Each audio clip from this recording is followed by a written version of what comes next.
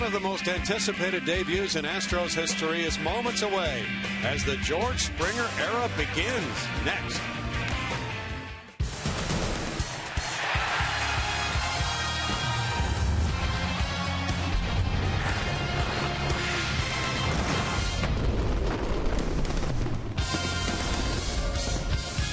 From Minute Maid Park in Houston, Texas, CSN Houston brings you Houston Astros baseball. Tonight it's Game 2 of a 3-game series. The Astros meet the Kansas City Royals. Good evening, everybody, and here is George Springer about to make his Major League debut. The Astros' first-round draft choice in 2011 has arrived on the scene to a lot of excitement at Minute Maid Park tonight. Wearing number 4, as Craig Biggio did when he made his Major League debut with the Houston Astros. Hi, everybody. Bill Brown, along with Alan Ashby. Layla Rahimi joins us later. It's a big night for Astros fans as they get to see Springer in the major leagues. Ash? I think we've all been asking for this day, and the day has finally arrived. He's wearing number 4. He's batting number 2, and he may be number 1 in the hearts very soon. This guy's got a load of talent. Well, especially based on what he did last year, almost historic numbers. And as you can see, the numbers, they are just eye-popping. 37 homers, 108 runs batted in, 45 steals. Well, he runs like the wind. You watch him take batting practice like today, or we've seen him during the spring. He's got power that just exceeds what the other players have, but he will strike out. I think that's the one thing that you have to watch for.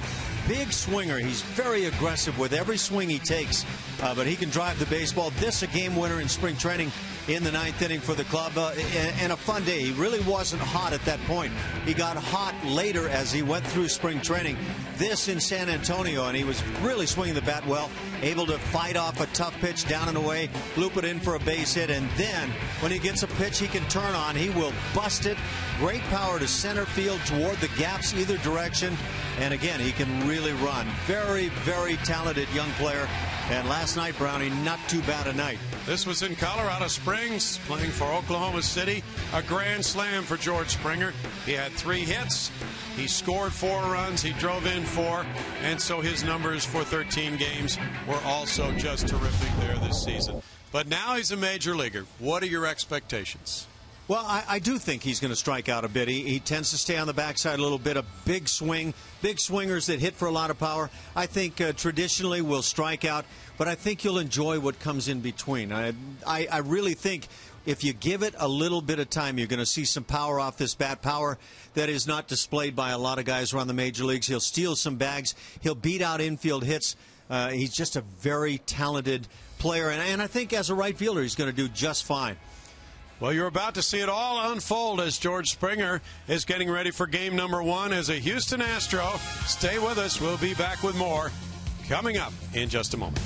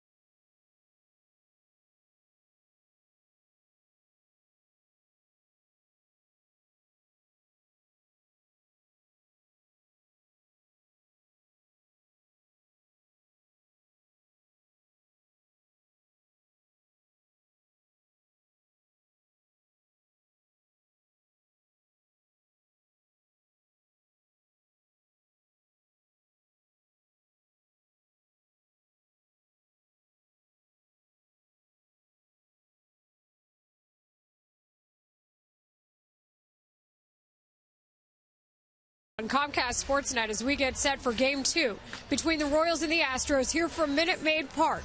It may be Game 2 of this series, but it is the Major League debut for George Springer. His call to the show was last night, and he did everything he possibly could to make sure he would get it, hitting a grand slam for the Red Sox before he ended up coming to Houston.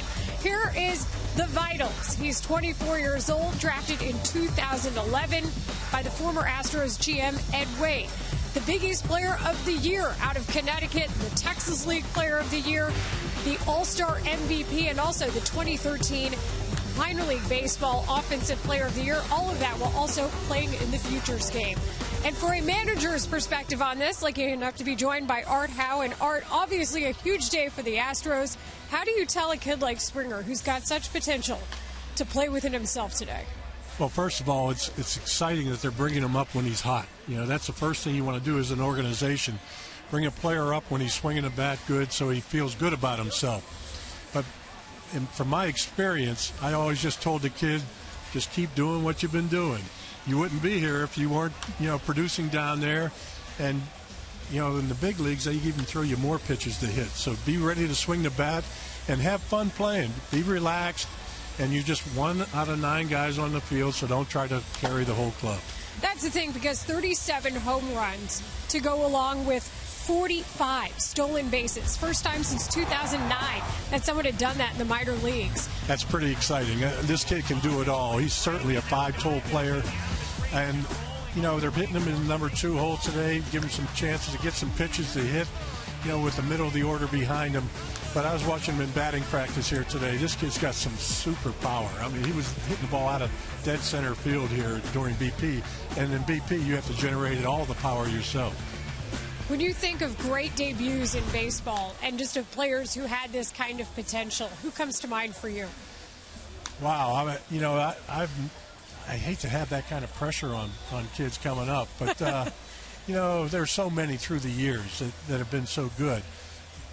The key for me with George is just to come out here and be himself.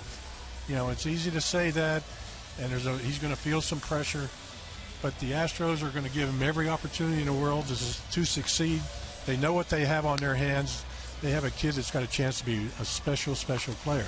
And the teammates all seem to be echoing that same statement. In fact, Jose Altuve giving him high praise, saying in his mind, at least, and many others, he's a 5-tool player. It should be fun to watch the beginning of this career.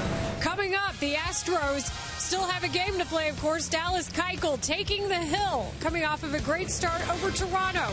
He'll enjoy the show, too. It's Game 2 next from Houston.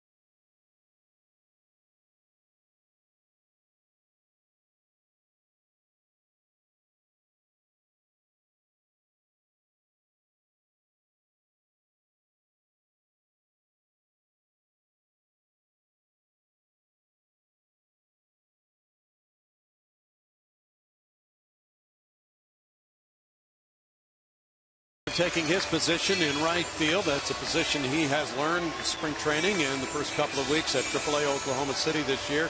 24 years old from New Britain, Connecticut, and the University of Connecticut, the 11th player drafted in 2011. And here's the starting lineup. Dallas Keuchel will be facing this Kansas City Royals bunch. Omar Infante is at second base. Eric Hosmer batting second, place first. The number 3 hitter's catcher Salvador Perez. With the DH, Billy Butler, the cleanup man. Alex Gordon in left field. Danny Valencia at third base. Justin Maxwell in right field, the former Astro. Lorenzo Cain in center. Alcides Escobar at shortstop. Left-hander Dallas Keuchel on the hill for the Astros tonight. Very good in that last start. Dallas not overpowering, has to spot it and utilize the different speeds. The changeup so good in the last start, picking up some strikeouts. Left-hand hitters have had a feast against him, so he might want to consider mixing in the changeup a little bit more. The right-handers out in front and having a troubling time. He's faced Kansas City once. That was May 20th last year, and he won that game 6-5 in this ballpark. George Springer ready to go in right field. To his right is Dexter Fowler in center. And over in left is L.J. Hose as the Astros go to work. And it's Omar Infante. He delivered a first-inning home run last night to give Kansas City a 1-0 lead. He also had an RBI, bouncing into a force play in the third, going 1 for 3 with a walk.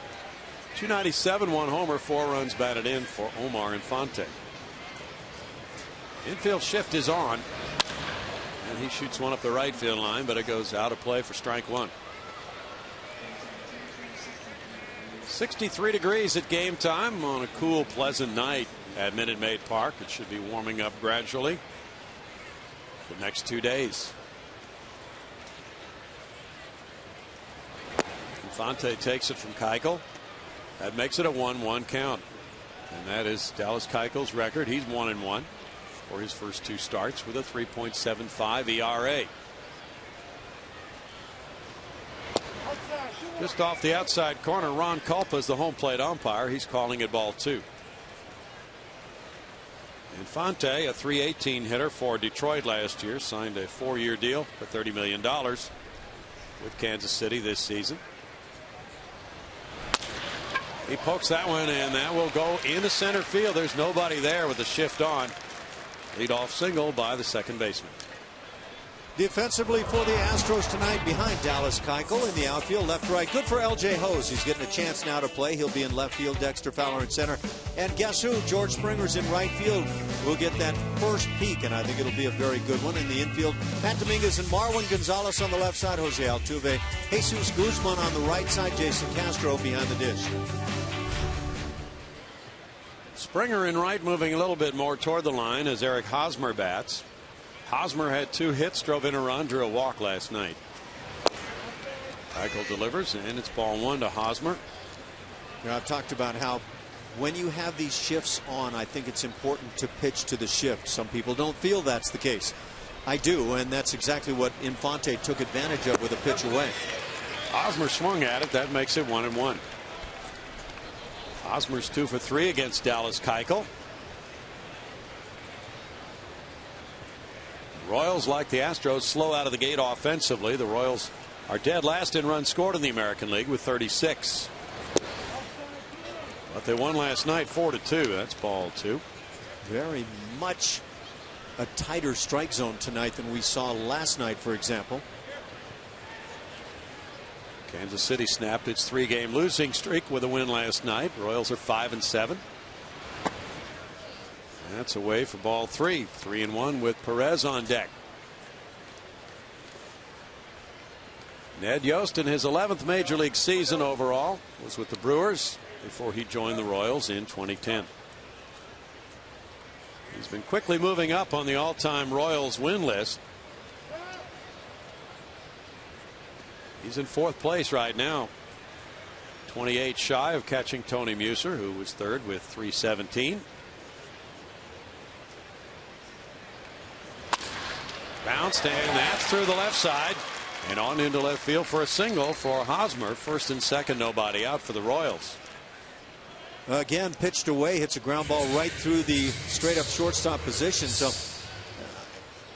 got to find a way to be able to blend the two. You'll see this pitch away, and all Hosmer can do is hit it the other way.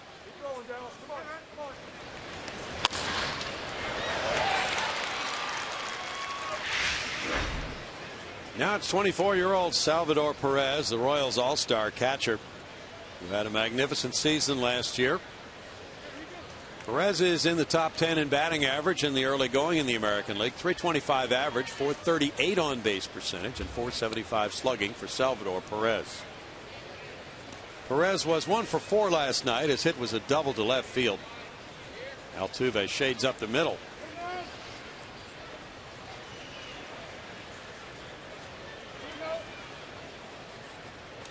Infante the runner at second. It's Hosmer at first.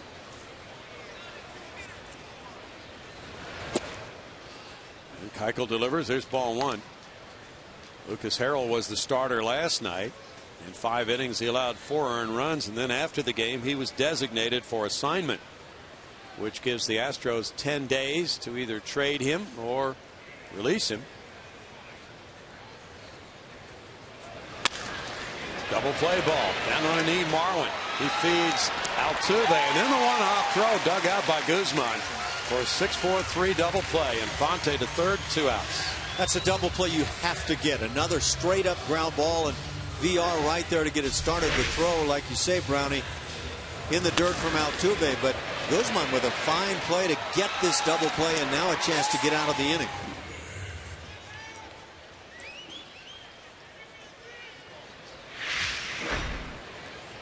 Guzman saved the day with that scoop at first. And Billy Butler bats. 143 for Butler. 5 runs batted in for Billy. He chops one slowly by the mound. Charged. Marwin with the throw to get him.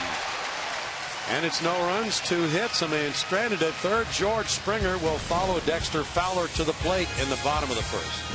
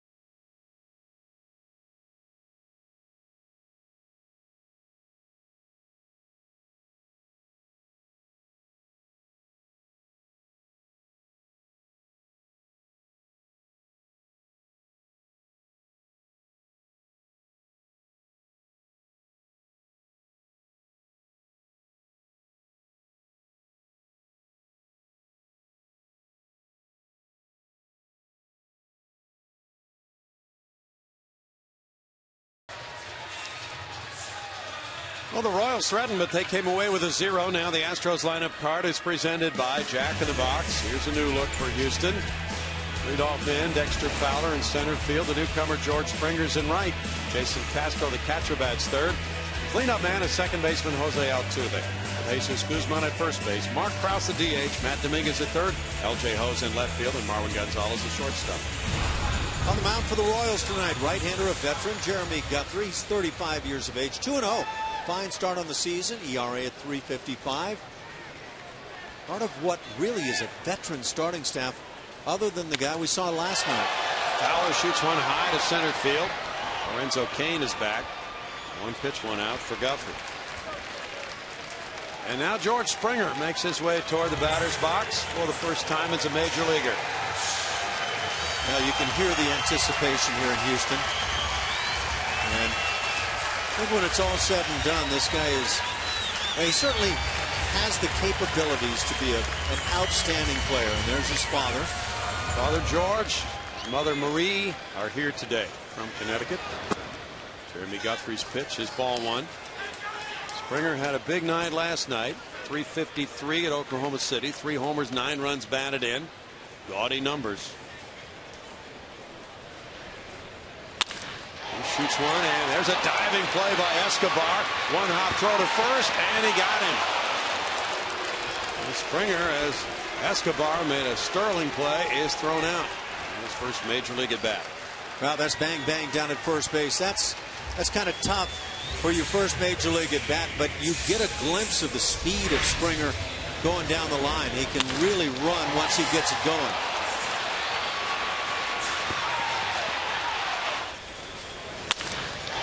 See that swing too.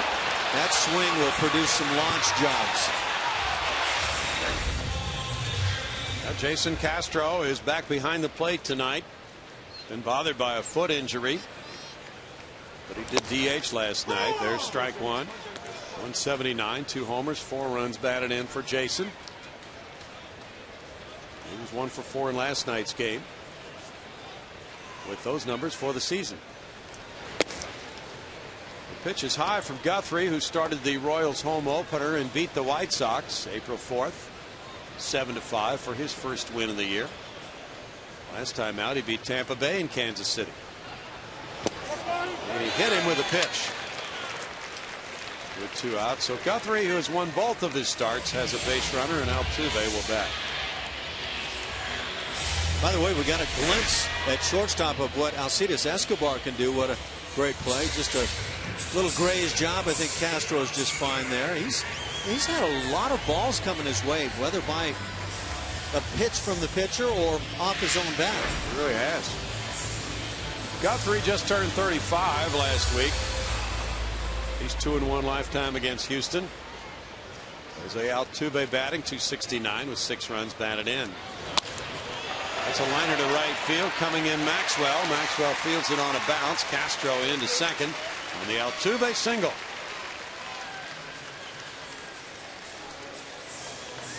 Two men on for Houston. Jesus Guzman will bat. Jose Altuve continues to do a nice job.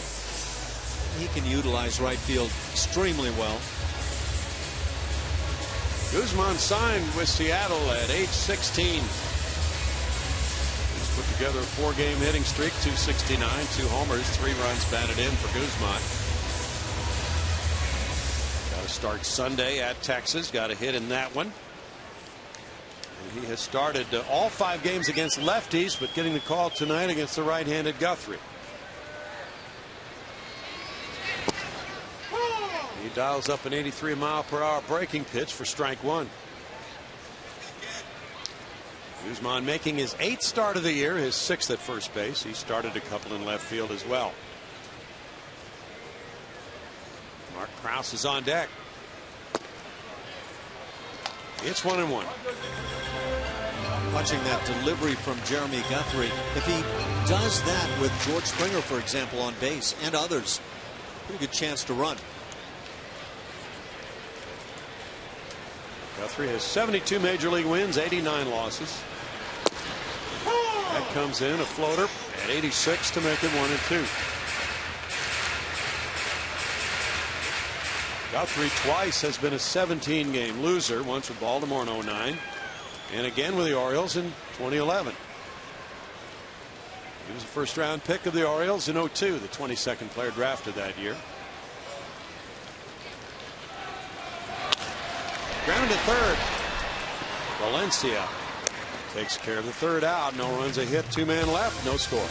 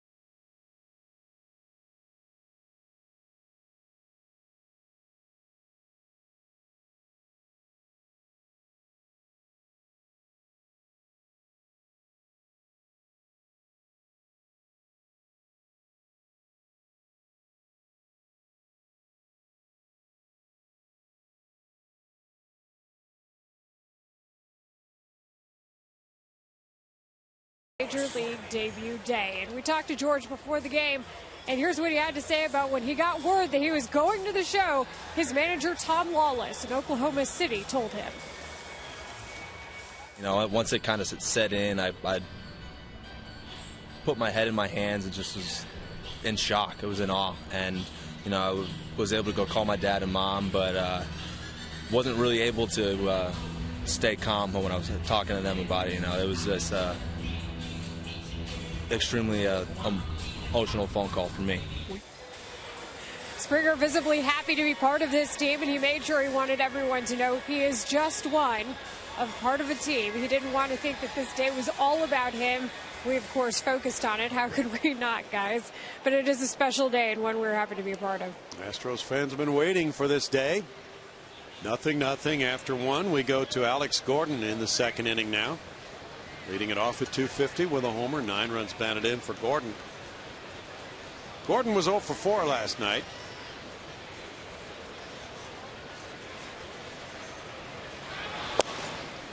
He looks at strike one from Dallas Keuchel, who gave up hits to Infante and Hosmer, then got a double play ball on Perez, and Butler grounded out.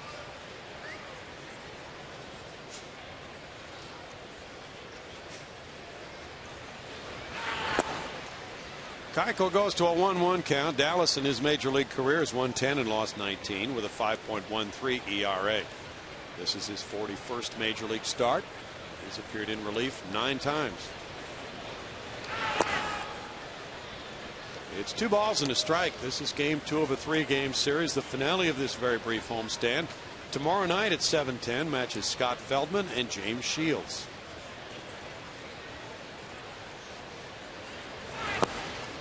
There's a swing for strike 2. Bruce Chen was initially listed to start the game tomorrow night, but the Royals have switched to Shields and moved Chen back.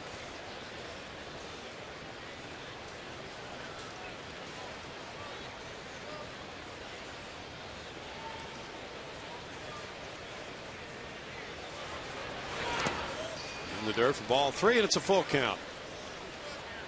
The Astros have named Brad Peacock the starter to replace Lucas Harrell in their rotation. He'll be starting on Sunday in Oakland, and he's available for this game in relief. If he doesn't pitch in this game, he's to throw a bullpen. Bouncer right side, backhanded. There's Guzman tossing. Keuchel catching. 1 out.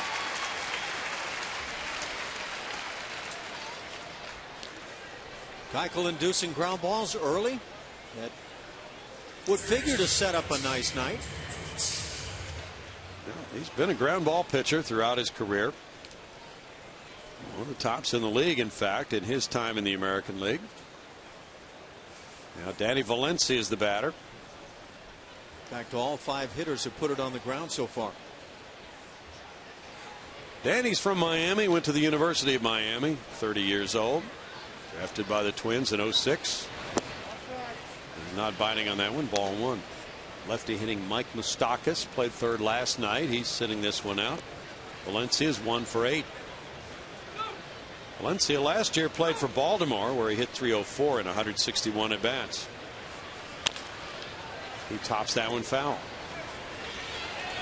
Bill Swaim coaching third for the Royals. Now, Keuchel's become a good ground ball pitcher since the beginning of last season. He ranks second in the majors in ground ball to fly ball ratio. 2.5 ground balls for every fly ball. Only A.J. Burnett has a higher ratio. It's 2-1.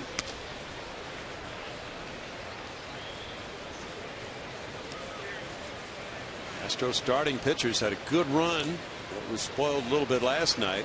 There's the distribution of outs for Keuchel, 47% on the ground. This drive to left field is headed for the seats. And Kansas City gets an early home run. Valencia's first of the season to take a 1-0 lead. The Royals had 1 homer in their first 11 games. They hit number 2 last night. Infante in the first. Now number 3 comes from Valencia in the second inning tonight. This appeared to be a well-placed changeup. Down, maybe below the knees. Left Valencia reaching out, and sometimes when you reach out you get great extension. You see right down around the knees. But Danny Valencia gets enough and staying back quite well with his hands. 1-0 KC. Now Justin Maxwell, the former Astro, bats. J-Max fouling it for strike one. He's had only 4 at-bats this season, looking for his first hit. Well, Valencia gave Guthrie an early run. Maxwell was an Astro the last couple of years. Traded to the Royals July 31st last year for pitcher Kyle Smith. 1 ball, 1 strike. He roamed center field quite a bit of the time. He's in right field tonight. That gives the Royals excellent outfield coverage with Kane in center.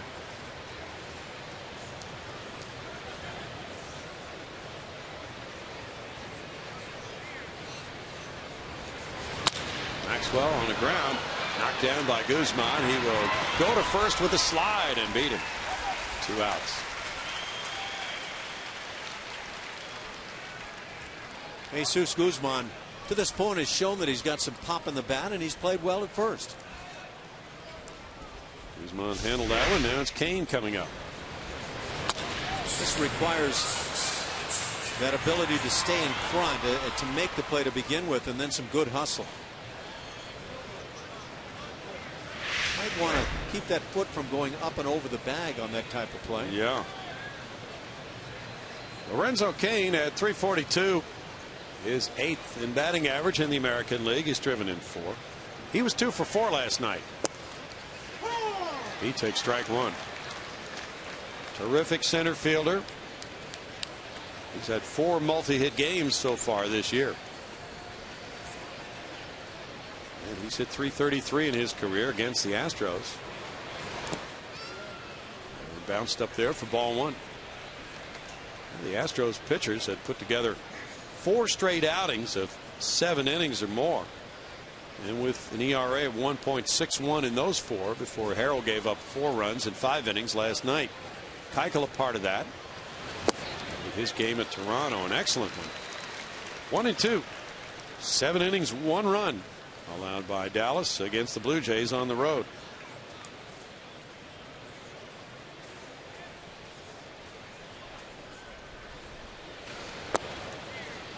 Kane watches it go for ball 2.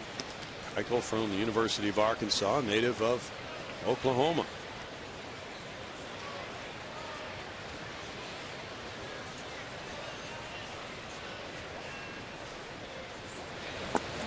And the breaking pitch, check swing try, and he did not go. C.B. Buckner with the call. 3 balls, 2 strikes with Escobar on deck.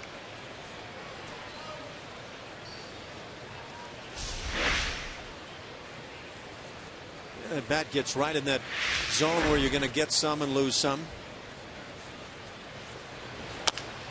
Chop back to the mound. Keuchel to Guzman. And Valencia's home run in the 2nd inning makes it Kansas City 1, Houston 0.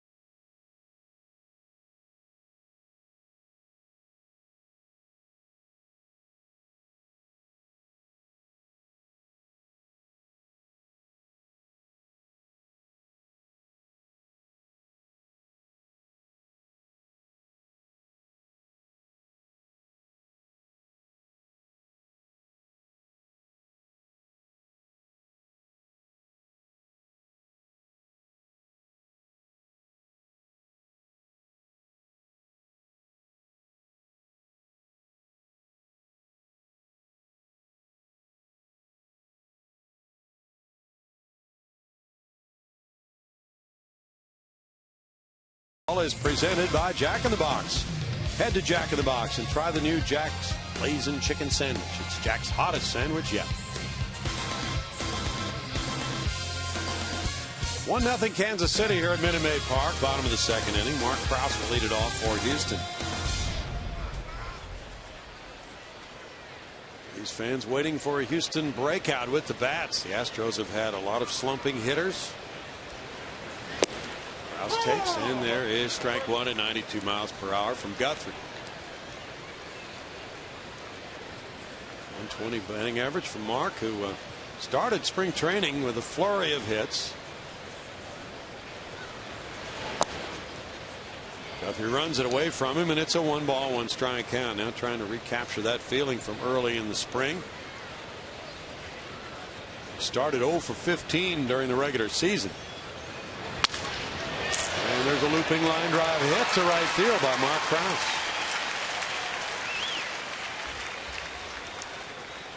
Look like another change up here where the Astros take advantage. Krause out in front, breaks the bat, but dunks it in front. Watch the reach trying to get to that baseball. It's good extension through the zone.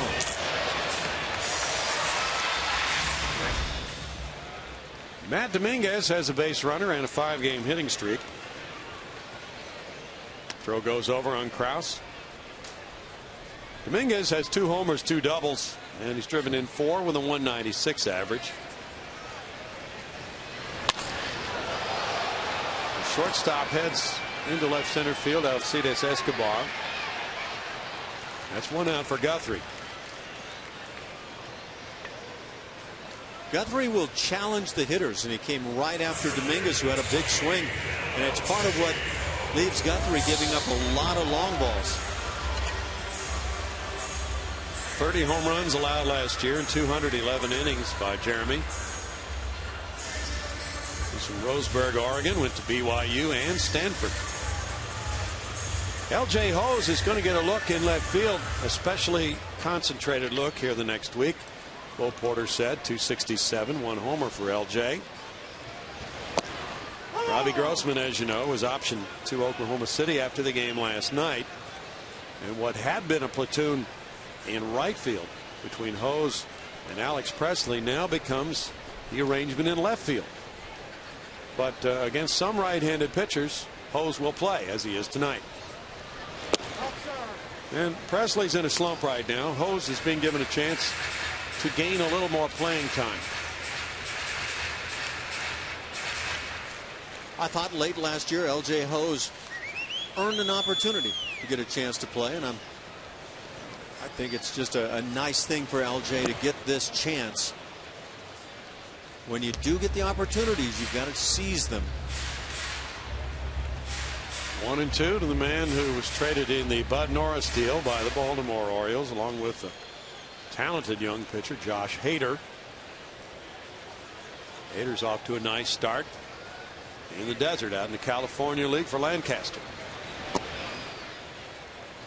2-2. As for Hose, a good contact hitter, 24 years old, hit 282 last year in 170 at bats. 3rd round pick of Baltimore in 08. He said he grew up in the Washington D.C. area. An inside out type hitter. He's always been this type of hitter. Never really changed his batting stroke. Throw goes to first, diving back in Krause, and he said we had on our playground we had a fence in right field, no fence in left. So I just tried to hit the ball constantly over the fence in right field and develop that type of swing. I remember growing up in the L.A. area way back when the Coliseum was used for the Dodgers, and Wally Moon became well known for the moon shots as he would take advantage of that screen, the shallow left field screen. Wally still lives in College Station, and that's a book, Moonshots, about his life that was written by Tim Gregg a couple years ago. That's strike 3, and it's out number 2. That pitch appeared to be in a zone where we've seen balls called maybe here. It's still early on, but maybe a bit of an expansive corner. Just a reminder, as you enjoy a cold one, to look forward to Miller time later in tonight's game, brought to you by Miller Lite. 2 outs now, and it's Marwin Gonzalez batting. Jonathan VR resting tonight at shortstop while Gonzo takes a start. He is 1 for 8. Marwin, 25 years old, from Venezuela. And that is strike 1 to him. Catcher set up away. A lot of times you don't get that call even if the ball is over the plate. Third start of the year for Marwin Gonzalez. His last one was here against the Angels some 11 days ago.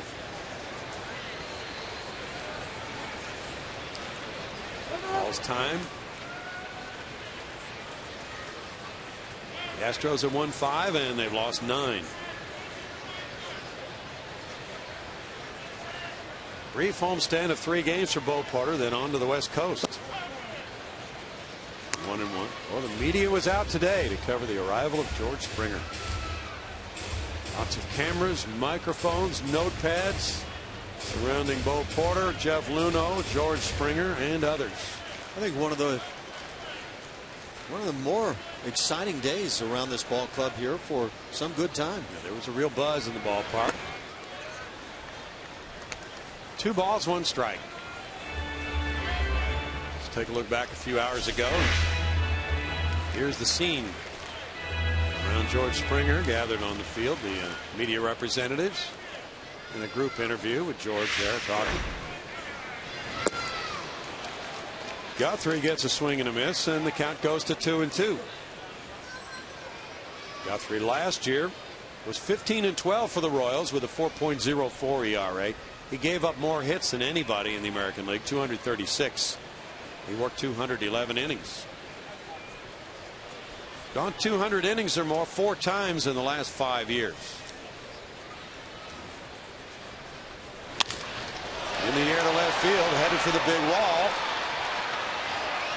On the warning track, Alex Gordon. No runs a hit, a man left, 1-0 Royals.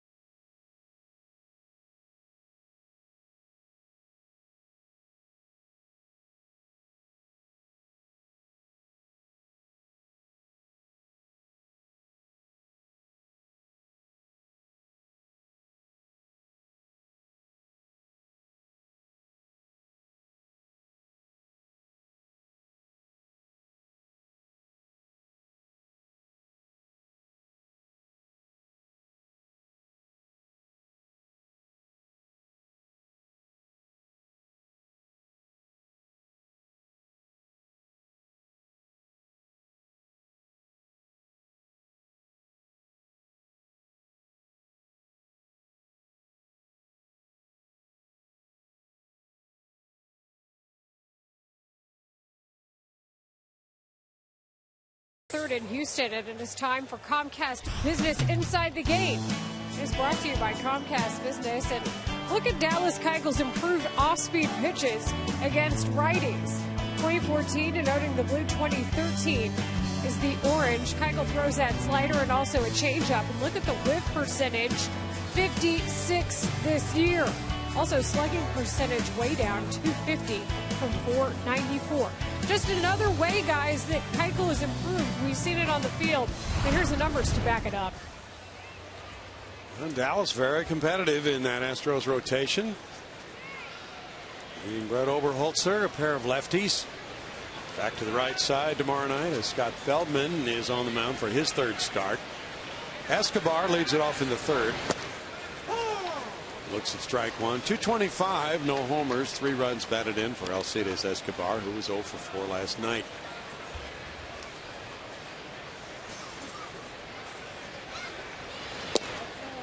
He's not chasing there, and Keuchel Delivers ball one. 1-1 strike with Infante and Hosmer to follow.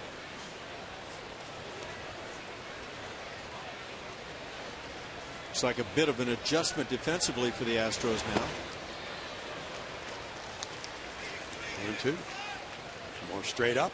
More straight up on Altuve on that first base side of second, right in the slot where the ground ball went through last time, and good off-speed delivery. That's the reaction you hope to get with them swinging at the arm speed. Line of the right field, a hit. Escobar's on with hit number 4 for Kansas City. Kids can join all the Astros fun this season with a Coca-Cola Astros Buddies Kids Club membership. Now available online. Access fun, exclusive experiences, and prizes throughout the season with a Buddies membership. Visit Astros.com/buddies to register today.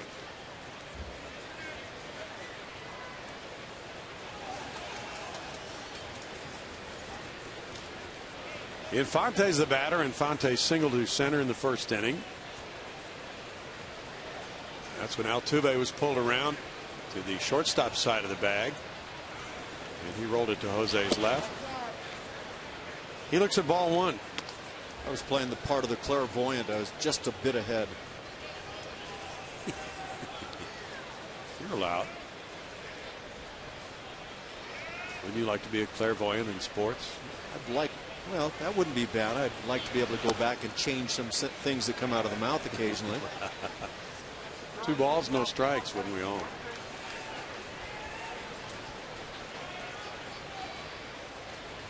Boy, the Astros hitters going through this rough stretch. That really puts it on the starting pitchers, doesn't it, Ash?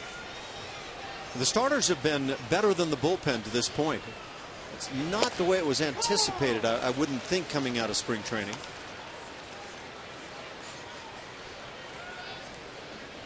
Two and one for Dallas.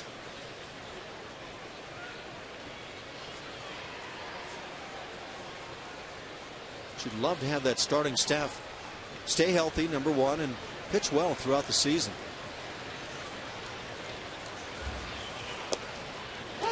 Strike makes it 2-2. Mike Fultonevich pitched well last night for Oklahoma City, winning a wild one at Colorado Springs, 11-9. Josh Zide got save number 1 in that game. George Springer hit a grand slam. That was his 3rd homer of the year. Oklahoma City off to a very nice start. Now 10-4. Bouncer, backhanded Dominguez, throwing to second. Out there on a close play. Altuve made the stretch to get Escobar from 5-4. That's a minimal stretch, but a very close play. And I'm a bit surprised that there has been no desire to come out and maybe talk about this one, see what it looks like. Awfully close. You could see Matt Dominguez actually kind of hump up to get that ball to Altuve. I don't think Altuve is ever going to be referred to as stretch. Eric Hosmer's the batter. He singled to left in the first inning between third and short. Broken bat roller, and now will make it out into right field. Infante stopping at second base. 2 hits in the inning, 2 men on now for Salvador Perez. Dallas Keuchel last time out, and it was a good one. 7 innings of work, and he gave the Blue Jays a chance, or the Astros rather, a chance to win against the Blue Jays. And the club took advantage. One of the 2 wins on the road trip. Took some nice defense by Matt Dominguez and company to get it done. And when it's all said and done, Dallas Keuchel locks into the rotation. And now 2 men on, 1 out for Perez, who bounced into a double play in the first inning.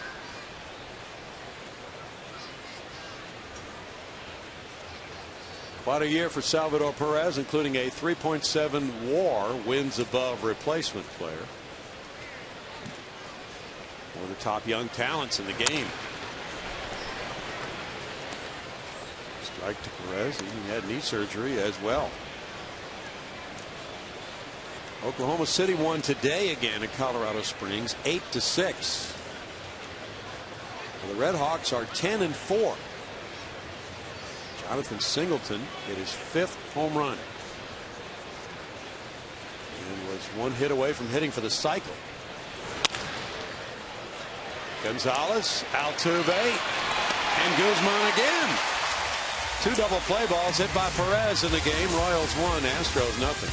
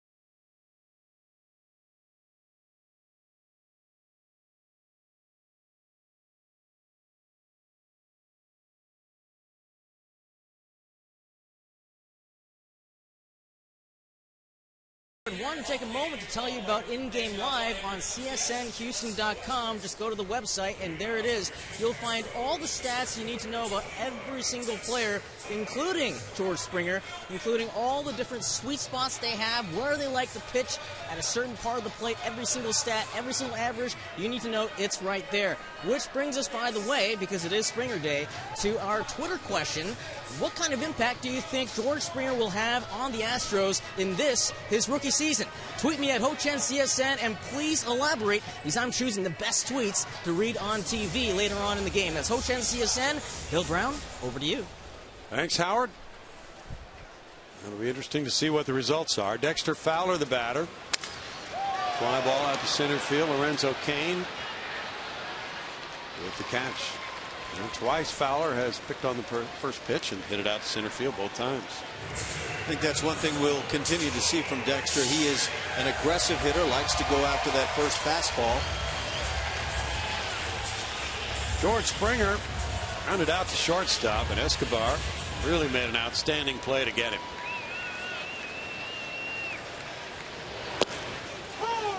In for a strike. Very exciting time for the Springer family. His father there, George, said that his father came from Panama and taught him baseball. So he passed that along to his son. Nice job laying off that changeup. A little surprised to see that first fastball slip by.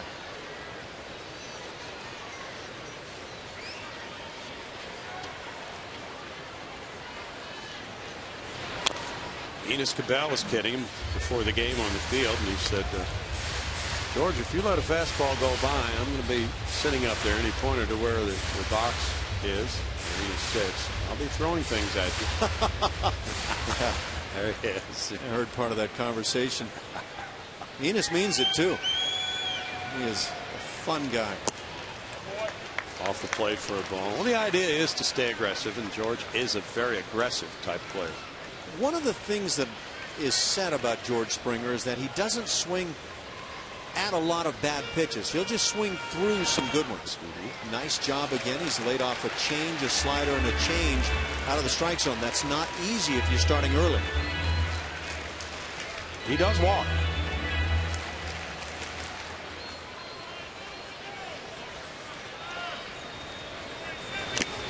And fouls that one. As you see, he does not get cheated when he swings. It kind of reminds me a little bit of Hunter Pence in that sense. Watch this swing. He'll air it out and kind of Reggie Jackson-like drop to the knee. Not completely in control, but that's the kind of swing that George Springer will supply. He might beat this out. Throw to first. That's his first major league hit, an infield hit for George Springer. You can see his dad laughing. That's fun to get that first hit. He's had 2 infield jobs.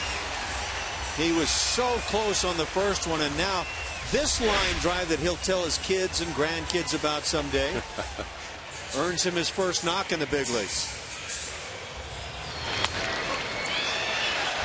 Ball's not carrying right now, apparently. He's on the board. You think he'll take some ribbing about this hit? Yeah. Marie Springer loving that. Dad's very cool. Mom is expressive. Jason Castro now. Springer's a base stealer. There's ball one. Go ahead, Brennan. I'm sorry. One reason Bo Porter wanted to hit Springer's second and is hitting Springer's second is that perhaps hitting in front of Castro he will see more fastballs. And another is to utilize his speed.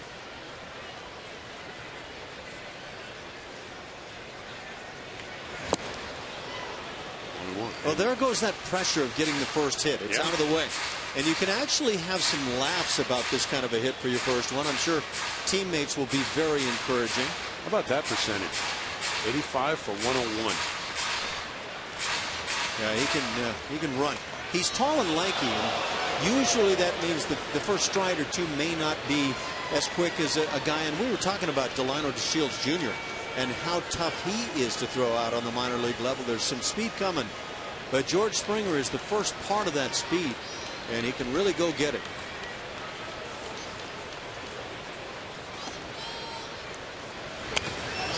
Castro fouls it back 1-2. His foot is feeling a lot better, he told you before the game.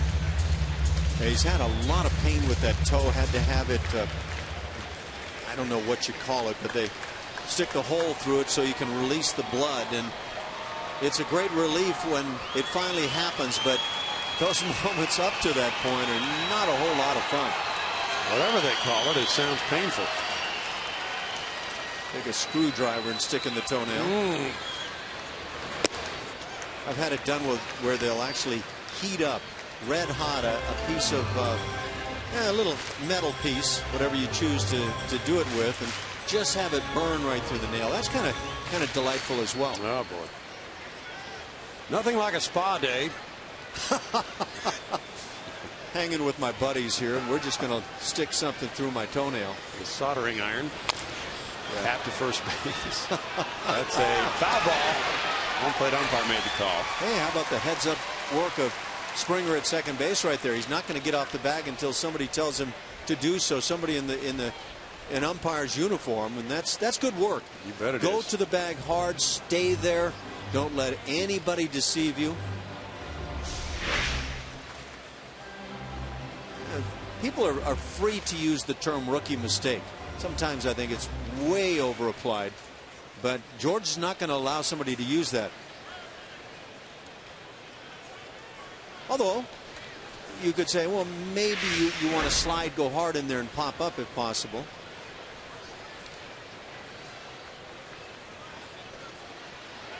Godfrey's working on Springer. Some debuts. Ken Caminetti in his debut July 16th, 1987 for the Astros, was 24 years old. He started at third and went 2 for 3 with a homer and a triple in a 2-1 win over the Phillies in the Astrodome. I was there. I don't actually remember anybody getting him out. Seemed like for about a week. That's rock to left field and might reach the seats. It's headed that way. And Castro has hit a 2-run homer. 2-1 Astros as Jason Castro belts number 3 of the season. Nice slicing high drive. Sometimes it's all about location. This is one of those times. But those Crawford boxes are a nice picking ground there for Jason Castro. He can really go that way with pop. See how he does it. That running pitch up out over the plate. Get yourself enough. Enjoy the sights and the sounds. Altuve. And then the high fives. Yeah. Castro hits his second career homer off Guthrie. He's now 4 for 9 off Jeremy Guthrie. Altuve showing bunt. Looks at a strike. 1-1.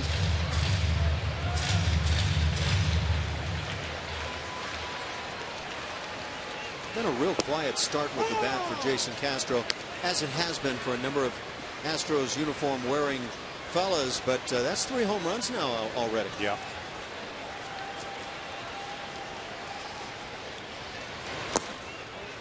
Two balls, 2 strikes. Well, it's a shame, of course, that Robbie Grossman had to go down, but there have been so many slumping players, and some of them, like Castro and Chris Carter, are just not candidates to be sent down.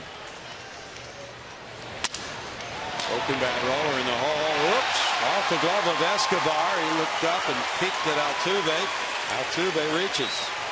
He'll probably get a hit on this. Not fielded cleanly by Escobar, but it was slowly hit, and he had to move to his right. Escobar is very gifted, and he's a heck of a shortstop. Sometimes even the best will get beat by a ground ball. Gets an error. And as we saw there, he had plenty of time to get him. I think that's a well-earned error. Didn't realize Jose wasn't further up the line, so you could see it on that view. Now Guzman, the batter. And it's ball 1. Craig Biggio in his debut, June 26, 1988, started at catcher. He went 0 for 2 with a run scored, a walk, and a strikeout in a 6-0 win over the Giants in the Astrodome. So we put so much on the debut, but so quickly it's forgotten. 2-0. A player probably would be well served not to go 5 for 5 in his major league debut. Well, we talked about recently J.P. Arancibia, who is the catcher now with the Texas Rangers, or one of the catchers, having just an unbelievable 2-home run, 4-hit debut in the big leagues, and he's had a struggle since. That's the problem. Sets the bar so high. 2-1. Jeff Bagwell in his debut, April 8th, 1991 in Cincinnati, was 0 for 3 with a walk. Losing to the Reds 6-2. But I remember Art Howe talked about it, and you know, recalling that circumstance, Art was right on. Jeff lined out to shortstop in the final at bat of the game off Rob Dibble after Dibble had knocked him down. So just that at bat, regardless of not getting a hit in the game, spoke volumes about Jeff Bagwell in his debut. Sometimes you just watch the at bats, and I would say in watching the at bats of George Springer tonight, he's taken one great swing after another. Lance Berkman in his debut was a pinch hitter, grounded into a double play. July of '99 in the Dome. Now back by Guzman. The count is full now. And Hunter Pence came up on April 28th, 2007. Started in center field, 1 for 3 with a run and a strikeout in a 10-1 win over the Brewers at Minute Maid Park.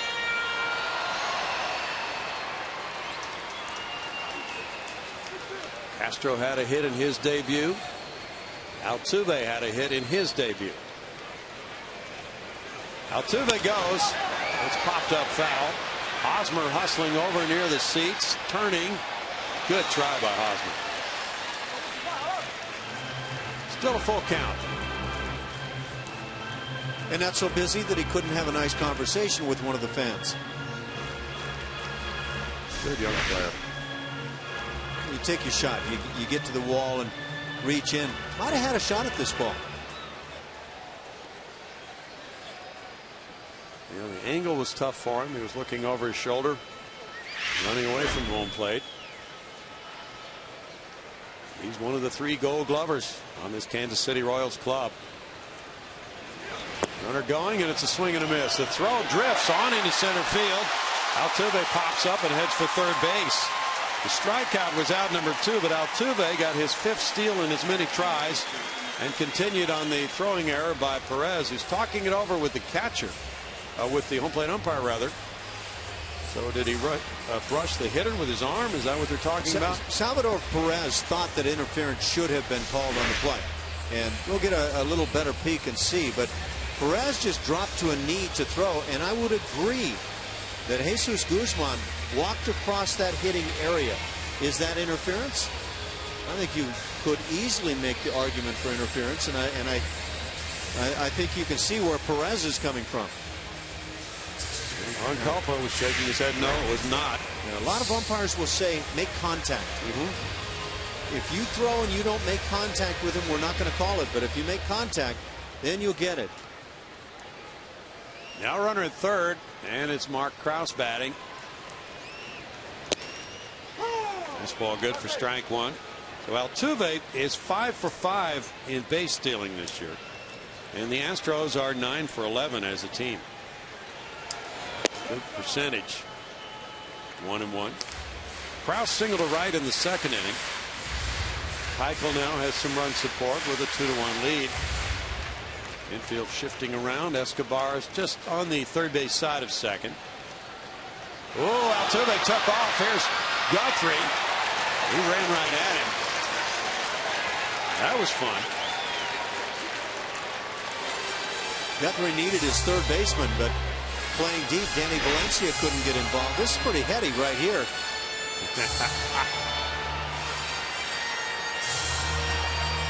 I don't know.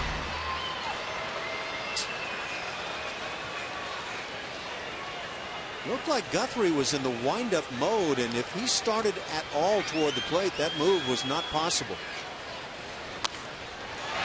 One hopper to second. Infante takes care of the third out, and the Astros grab the lead. Infield hit Springer, first major league hit. 2-run homer Castro. 2-1 Astros.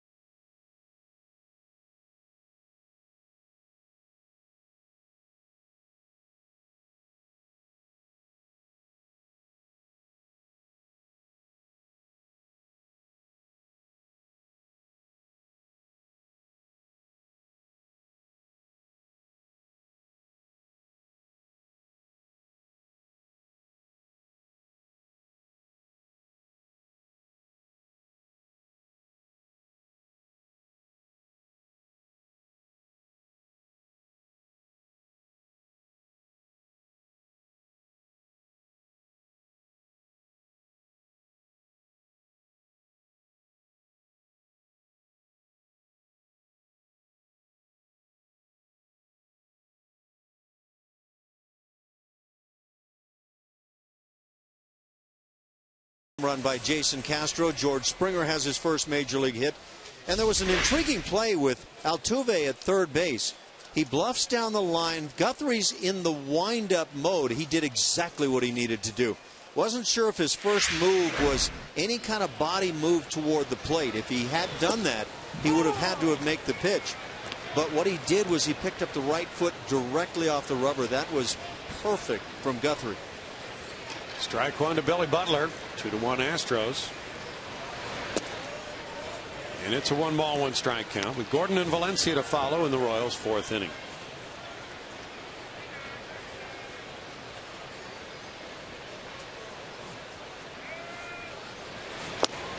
Butler takes a slant, and that's in for a strike. 1 ball, 2 strikes. Butler, one of the top designated hitters in Major League Baseball. Consistent hitter, hit .289 last year, drove in 82 runs. .298 is his career average. That's 3rd best all time among the Royals. The little chopper goes back to Dallas. Boy, he severely got in on his hands with that pitch. You know, people sometimes think of pitching inside as throwing pitch as hard as you can inside, but that was a slow pitch inside. Very effective. And like you say, Brownie, a very weak swing. That's not one that Billy Butler is going to want to be able to watch again. How about that distribution of outs? All 10 on the ground. And there have been 3 little ground balls that have gone through for hits. Yeah. Alex Gordon comes up. He grounded out. There's ball 1. Well, there have been statistical comparisons made of George Springer and Alex Gordon as far as their minor league numbers. Oh, everybody's wondering what kind of player will George Springer be? We have no idea. But some of the stats experts have gone to work, and here's what they came up with. So, can you project George Springer to be another Alex Gordon? I don't know if you can. I think he's got a chance to have a whole lot more power. Watching the swings tonight from George Springer, I'd say this guy's going to give you some great swings. And when you do that, you give yourself and your team a chance. Now, Alex Gordon is a very fine player. He's had his struggles at times, but a 3-time Gold Glover now, and I don't know if that could have ever been projected. He came up, after all, as a 3rd baseman. Second player drafted in 05 from Nebraska. The roller goes foul. 3-2. I don't know that I buy into, Brownie, the seeing the end from the beginning notion on these players, but I do like very much this evening watching George Springer, because even though he's hit a couple of ground balls, one sharply and one a 13-foot line drive for a base hit, the swings are great. Yeah. Well, left-handed hitter versus right-handed hitter. That's a 1-out walk. First walk of the night for Keuchel. Gordon doesn't have the speed of Springer. Great guess. Sorry, Brownie, I've got to drop in front of you. Right. Great guess, hot topics, and no holds barred debate. Kevin Eschenfelder serves it up every single night on Sports Talk Live at 5, only on Comcast Sportsnet. Tomorrow night's guests are Nick Wright, Jerome Solomon, and Dr. Coop. They'll have plenty to talk about. They've got Dr. Coop? Yeah. Dr. Coop. Danny Valencia homered in the 2nd inning. His first of the season. He bounces one right through the unoccupied area between first and second base. A ground ball hit. And you talked about a couple of them a moment ago. Here's number 3 of the night. Yeah, 2 back in the 1st inning. There was, I believe, a little ground ball by, maybe not another one. That would be the 3rd hit of the night on the ground. That wide open right side, and the pitch through the heart of the plate. And I would tell you that what I saw right there was a hitter saying, well, I'm just going to go ahead and put one on the ground through that side. And it worked for a single, and now it's Maxwell batting. 0 for 1 in this game. Justin was drafted by Washington in 05 in the 4th round. Went to the University of Maryland. He was a great guy to have on the Astros club. There's strike 1. Terrific personality. He has a world of talent. Lots of power. He runs well. Good outfielder. Foul back, and it's 0-2. But trying to crack this Kansas City outfield is difficult. Had some big swings for the Royals late last year. Cole Porter, Brent Strom. They have a walk-off 3-run homer or grand slam in one game. Yeah. He has 4 career grand slams. His first major league hit was a pinch hit grand slam.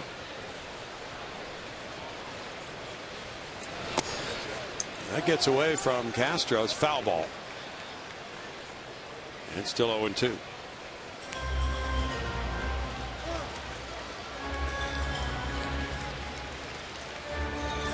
Well, with all the rainouts yesterday, there was a doubleheader scheduled today between the Cubs and the Yankees.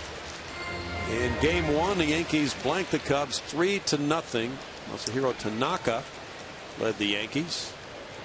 And he's 2-0 now. He beat Jason Hamill. Sean Kelly got his 4th save. Tanaka now has struck out 28 in his first 3 games. Carlos Beltran hit his 4th homer. 1-2. The Yankees winning there went to 8-6, and in the nightcap at Yankee Stadium, they're going for a sweep. They lead 2-0. The Cubs haven't scored all day, and they're in the top of the 7th. Is Carlos Beltran now greater than Joe DiMaggio? Did he tie Joe D with that home run? You know, I'm not sure. I'm not sure I heard it well. He either tied or went by him. 361, yeah. That hit him. And on the right hand area, the bases are loaded now with 1 out as Maxwell's hit by the pitch from Keuchel. That cannot feel good. Hurts like crazy. It's dangerous. It could, with all those small bones, do some serious damage. And it happens with your old teammates. And I wonder if there are any thoughts that might cross the mind of Maxwell.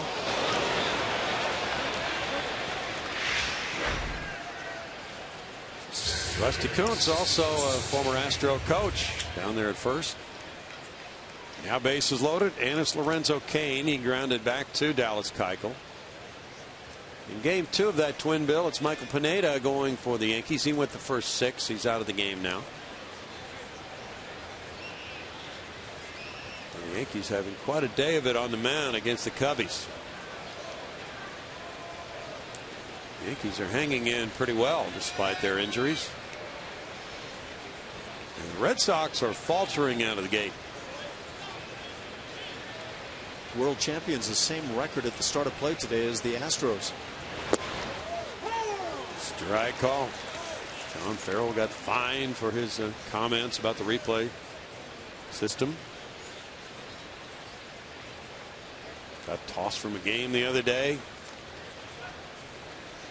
Dustin Pedroia's had some wrist problems.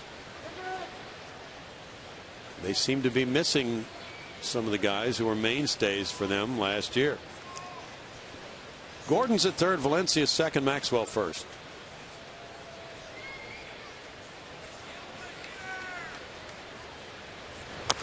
Kane rolls one foul.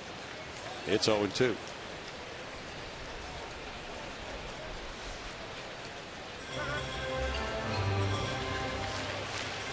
Tampa Bay has lost another pitcher to Tommy John surgery. Well, that's been rough sledding for Joe Madden's club in the injury department, especially to pitchers. Matt Moore. Matt Moore will become the 13th major league pitcher to undergo Tommy John surgery this year.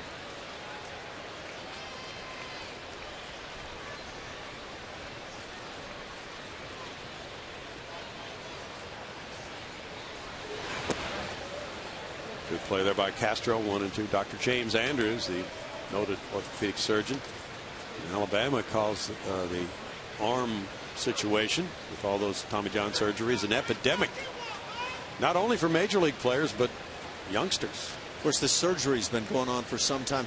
How does that compare with recent, maybe 5-10 year numbers? And I don't know that you would have anything this time of the year, but at least through a season.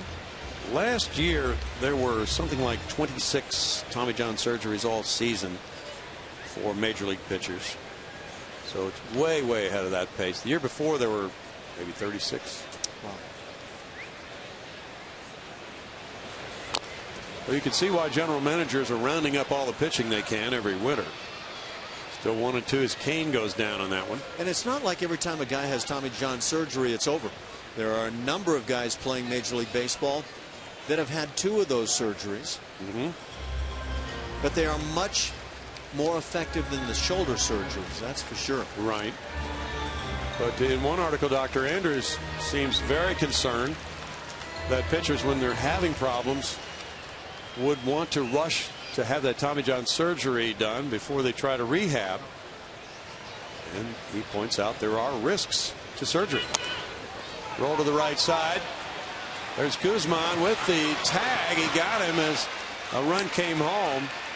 Called him for running out of the baseline rather than actually being tagged. So the Royals get run number 2 home to tie this game, and Kane will get an RBI, his 5th of the year. C.B. Buckner with his gesturing showed that he ran out of the baseline. I think this is a good call. Let's take a look. And yes, trying to avoid the tag, you cannot do that. I thought on the play there was potentially a play at the plate for Guzman. Get yourself the simple 3-2 force. I think that's a relatively easy call, but one that oftentimes gets missed. Now runners at second and third for Alcides Escobar. He's singled to right field in the 3rd inning. Escobar looks at ball 1 in the dirt. Braves lead the Phillies 1-0. They're in the top of the 9th in Philadelphia. Julio Teheran for Atlanta, 8 innings, 2 hits, and no runs against Cliff Lee. Evan Gattis has provided the only run of the game with his 4th home run. The Braves are pretty much all or nothing. Homers is how they score. Well, it's a good formula they've had. Outstanding pitching and home runs. Yeah, that's kind of the way the Astros have gone this year. Yes, it is. The home runs, 13 of the 16 have come in wins.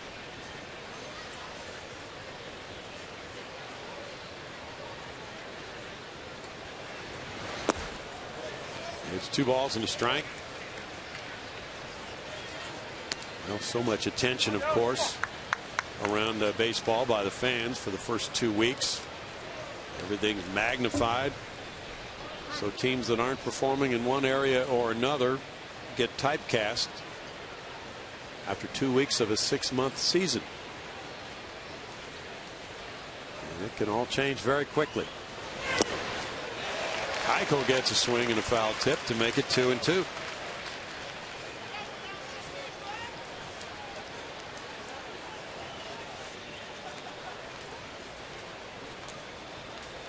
Indians 3, Tigers 1, top of the 7th at Detroit.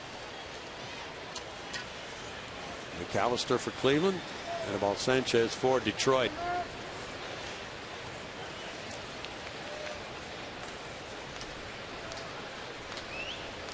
Now, you kind of like the Indians, didn't you? We made our picks last night. I made the prediction they'll finish 2nd in the division. That's it's just kind of based on the way Terry Francona, known as Tito, his dad's name, turned that team around enormously last year. They're 6-7. Tigers are 6-4. Michael Bourne just returned from an injury to the Indians. Back him out. The Royals tied with a run on 1 hit. They leave 2. Keuchel gets strikeout number 1, and it's tied.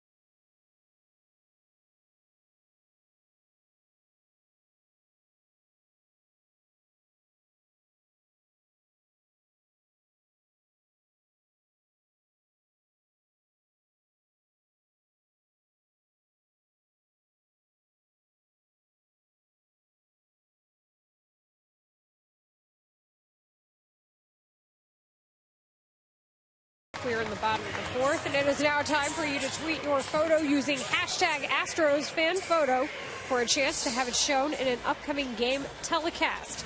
It is the Astros fan photo brought to you by AT&T. A quick note to pass along: Matt Dominguez, the recipient of a Rawlings Defensive Player of the Year award, was awarded that before the game, Browning. Oh, that's quite an honor for Matt. He is a smooth glove man at third base. Thanks, Layla. Bottom of the fourth inning, and now Matt leads it off. Fastball's good for strike one for Guthrie. Matt popped a short in the second inning. Nice to see him get recognized for his solid glove work at third base. Made only 16 errors.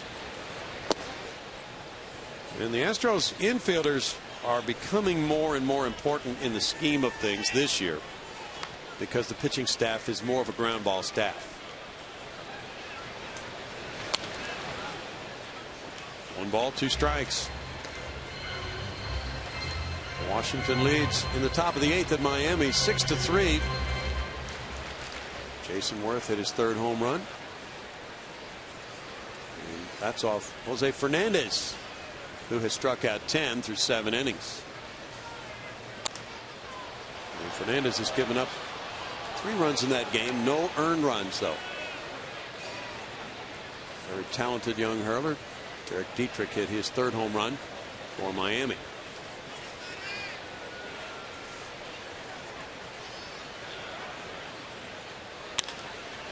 In the air, and Kane moves over.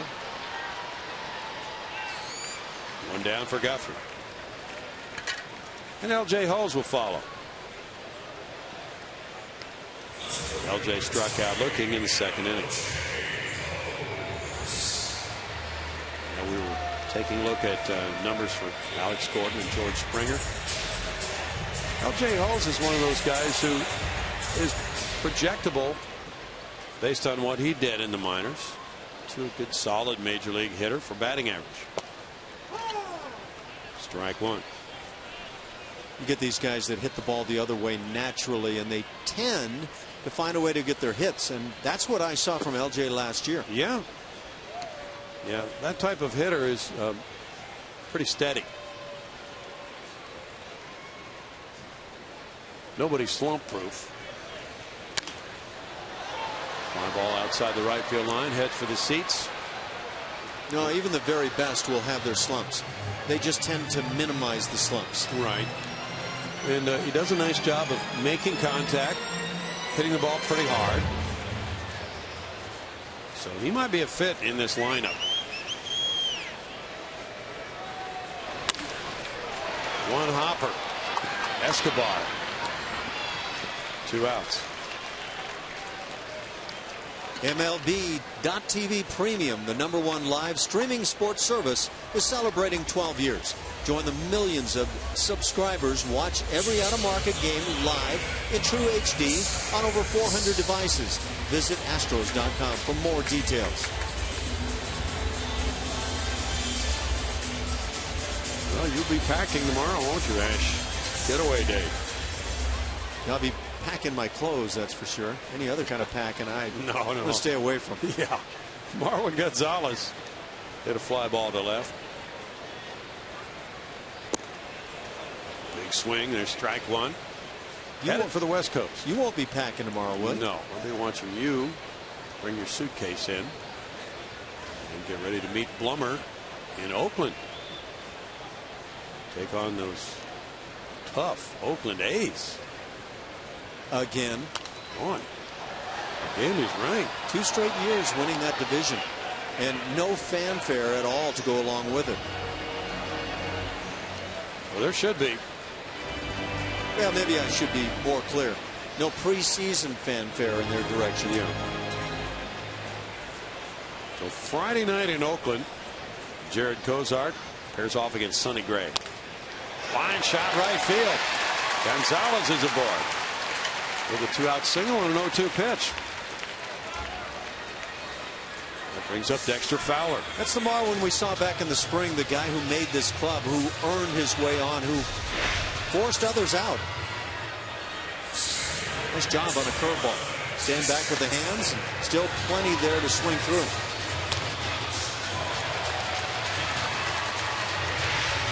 That's hit number 5 for the Astros. They've had hits in every inning in this 2-2 game. Kansas City has 6 hits. Fowler has swung at the first pitch both times and flied to center both times. That's in tight, and it's ball 1. So Cozart and Gray Friday night with a 9:05 start Houston time.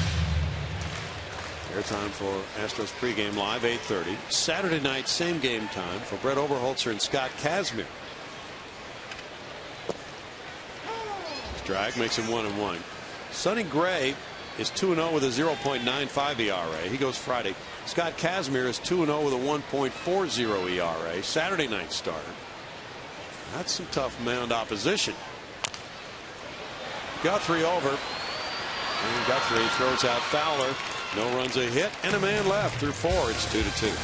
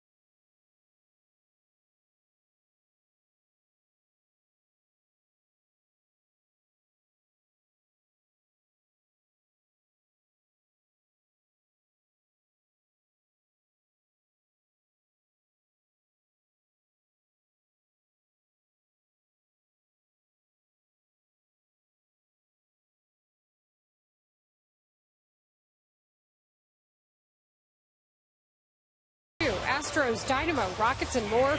We have all your sports news covered. Check out Sportsnet Central 7 days a week at 6, 10, and midnight. Only on Comcast Sportsnet.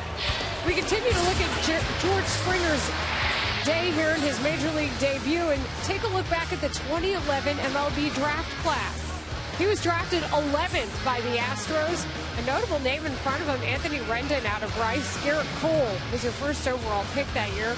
Trevor Bauer, an Arizona Diamondback at the time, and Taylor Youngman out of Texas, taken just after Springer.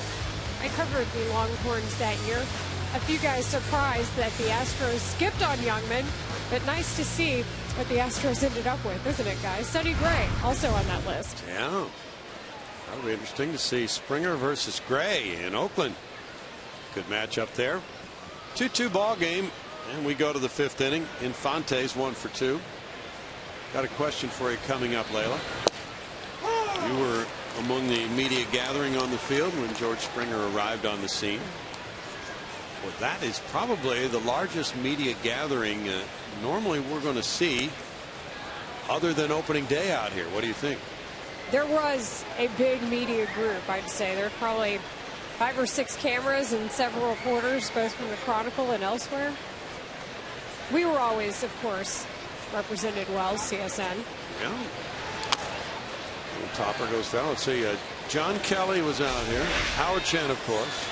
There's John Kelly. And you were there. I'm the short one on the left. Yeah. So great representation from CSN Houston out here tonight. You were swarming there, Brownie. Well, I was just kind of eavesdropping. We let the cameras get the good spots. And then, Layla, I don't know if you were there or not, but somebody asked George Springer what his walk-up music would be, and he said, "Oh, I have no idea." He's a focused guy. He focuses on one thing. Yeah, well, not a bad thought. And he seemed genuinely surprised when he got that call up last night after the game. Probably my favorite thing that he said in all of that. It's always great to hear about how everybody gets the call. Sometimes it's kind of like a prank that the AAA manager will play on a guy. Well, we heard that's what happened to Jared Cozart last year. Okay, refresh our memories on that story.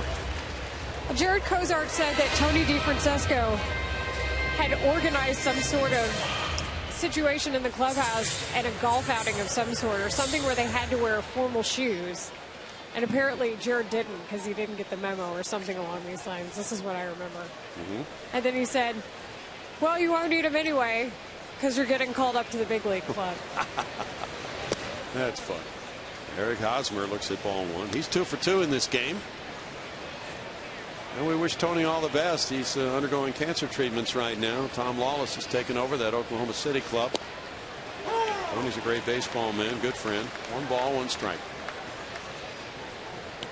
And the team certainly has responded very well in the early going this season. In the air, foul, now to play. 1 ball, 2 strikes. Great pitching matchup tonight in Arlington, Texas. Seattle 2, Texas nothing. Top of the 6th inning. King Felix Hernandez versus Yu Darvish.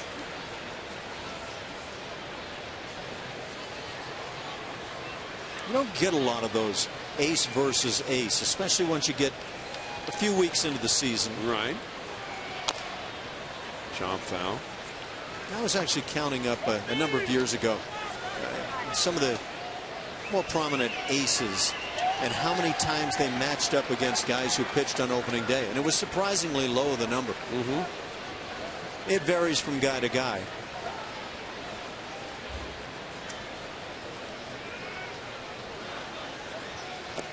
Swing and a miss. He really lunged at it, and Hosmer struck out. That's 3 strikeouts in a row for Keuchel here. Sweep that slider down and away when you've got lefties versus lefties. Salvador Perez is 2 for 3. Rockies and Padres have a later start tonight. Dodgers and Giants are out west tonight. Red Sox and White Sox are tied 1-1. They're in the last of the 4th inning. The White Sox won a thriller last night on a Boston error late by Xander Bogaerts. Strike 1. Stephen Drew is at home, unsigned. Fly ball, and he was the Red Sox shortstop most of the year last year. No balls, 2 strikes. Well, we have all kinds of tradition in the ballpark tonight. Astros history. Nolan Ryan is here again tonight. I think I overheard Nolan talking about having some assignments, going out and watching some young players, and I have a feeling he's still got the keen eye. Fly ball right field for Springer. Jose Cruz is here, and Jose Cruz Jr. is here. We go to the bottom of the 5th. Springer to lead it off. 2-2 game.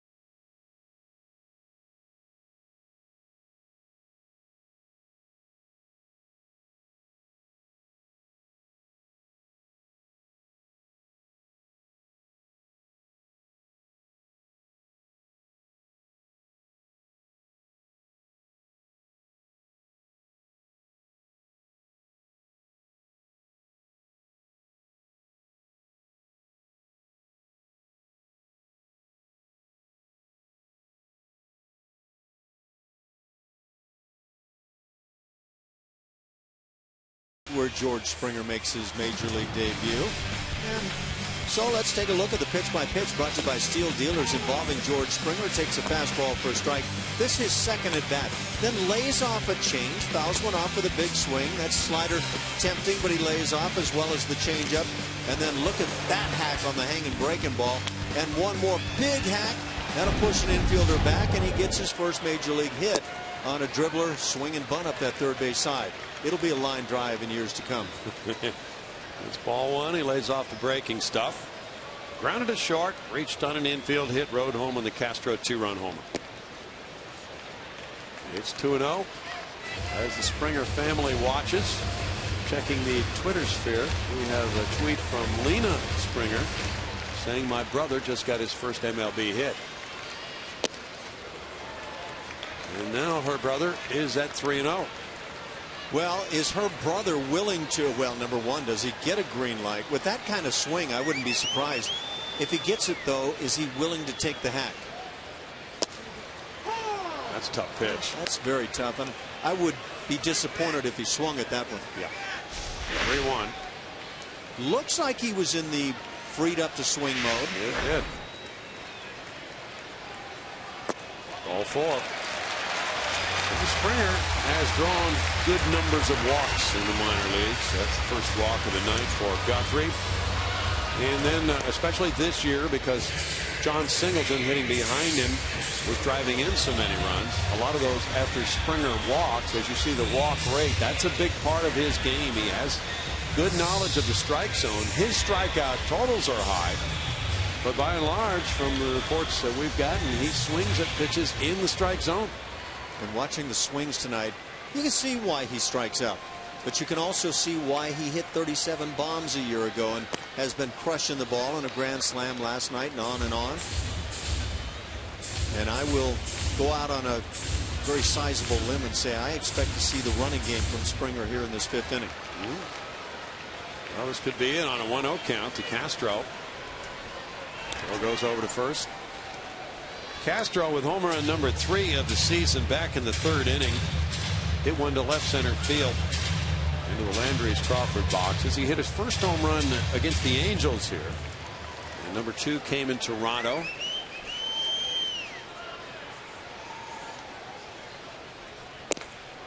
Late on that one. It's a 1-ball 1-strike count. That cheese got slipped by the mouse right there.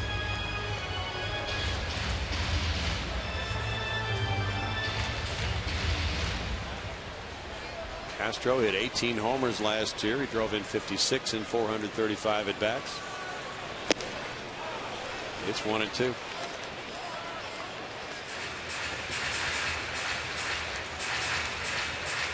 Kansas City starting rotation very strong with a 2.58 ERA out of the gate. James Shields will go tomorrow night. Castro looks at it. It's a 2-ball 2-strike count. I think Guthrie did exactly what he wanted there. Another fastball elevated a bit. Castro very wisely laying off. Jason Vargas, solid lefty, is in the rotation. There's Chen, another lefty. Here's Saul Ventura. Line to short. Here's the throw back to first. Springer dives in. That ball scorched, but Escobar caught it. 1 out. Do not let yourself get doubled up on a line drive infield high. And Springer does the right thing. You're already moving forward as the pitch comes. There's the line drive.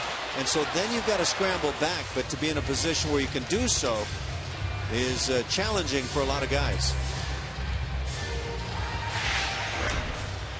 Hard hit by Castro. Now it's Altuve batting. Jose 1 for 2. That's strike 1. Jose feels that he is a more disciplined hitter this year. We were talking during batting practice about that. He knows exactly how many walks he has. He knows how many steals he has. And he breaks it down by month. 1 and 1. He said, well, I have 6 walks and I have 4 steals. This was before he got number 5 tonight. And so he said, you know, last year I only walked about 30 times. So he said, I'd like to double that. Runner going. And a swing and a foul ball. Springer took off. So what he did was break it down into 6 months and say, well, if I could get 10 walks a month, that's 60 walks a year.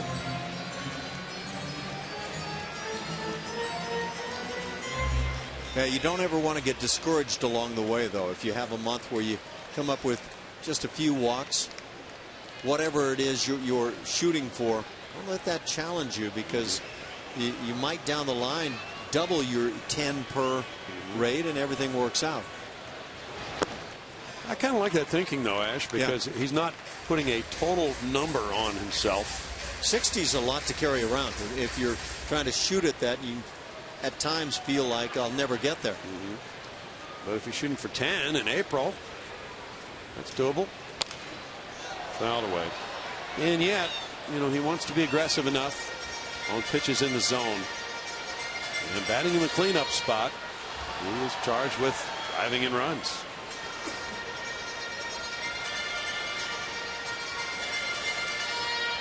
Also charged with trying to create some innings, and on that previous pitch looked like he was trying to shoot to right. He had a big hole on the right side. Springer's picked off if they execute. Hosmer, and there's a return throw from Infante and the tag by the pitcher. So Guthrie makes the tag. Springer just took off on that pickoff throw. 1-3-6-1, they say. Well, you can tell he knows he made a mistake. Sometimes you've got the notion to steal and you're going to go on the first move you see. And when he did, those quick feet of Jeremy Guthrie turned it into a pickoff. Actually 1-3-4-1. And that's a strikeout looking. So Guthrie turns things around, and it's no runs, no hits, and it's 2-2 after 5.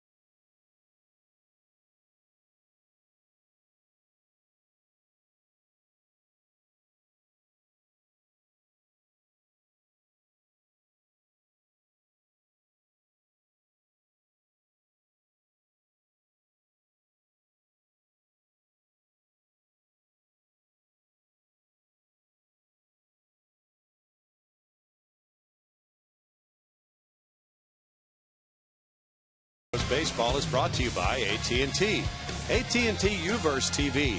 Check availability at 1-800-PIC-ATT. Rethink possible. 2-2 ball game. And we go to the top of the 6th inning. It's Dallas Keuchel versus Jeremy Guthrie. The Astros getting a 2-run homer from Jason Castro in the 3rd. Valencia hit a solo shot in the 2nd for KC. And Kane got an RBI on a grounder in the 4th. And Dallas Keuchel moves to inning number 6 now. Butler, Gordon, and Valencia due up. Brad Peacock works in the bullpen for Houston. That is by design to get him some throwing prior to his next start Sunday at Oakland. Billy Butler has grounded out twice. We were hearing that he's been grounding out a lot this year to the left side of the infield.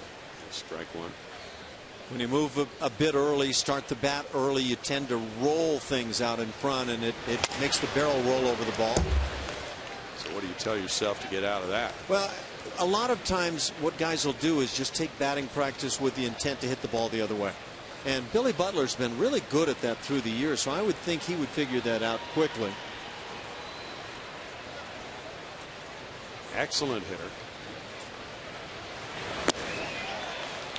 Good breaker. Got him on strikes. That's number 4. Keichel's in a strikeout binge here. He struck out 4 of the last 5. Typically not going to do that with fastballs unless it's just spotting and freezing guys, but that slider and the changeup can be awfully effective. Trying to win back-to-back games for the 3rd time in his career. Alex Gordon walked in the 4th and scored after grounding out. Scott Feldman to go tomorrow night. Feldman will take an ERA of 0.44 to the mound against James Shields. And a strike 1 for Keuchel.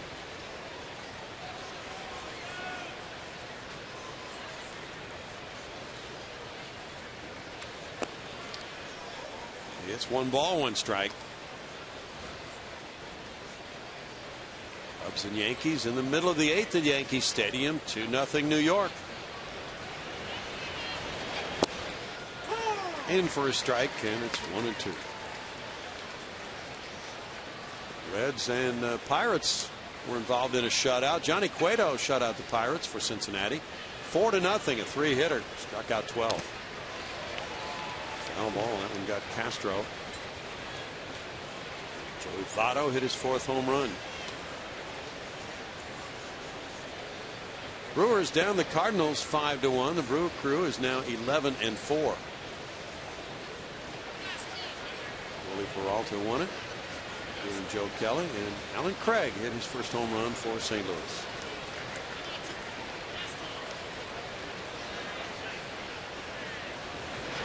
Gordon takes in the dirt. 2-2 the count.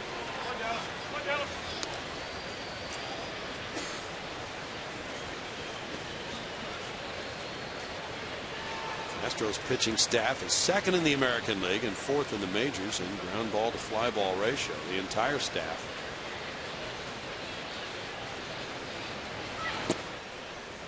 Three balls, 2 strikes.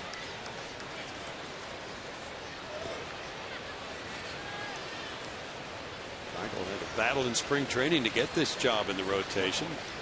It was possible that he was headed for the bullpen in a long man role. He gets a strikeout. That's number 5.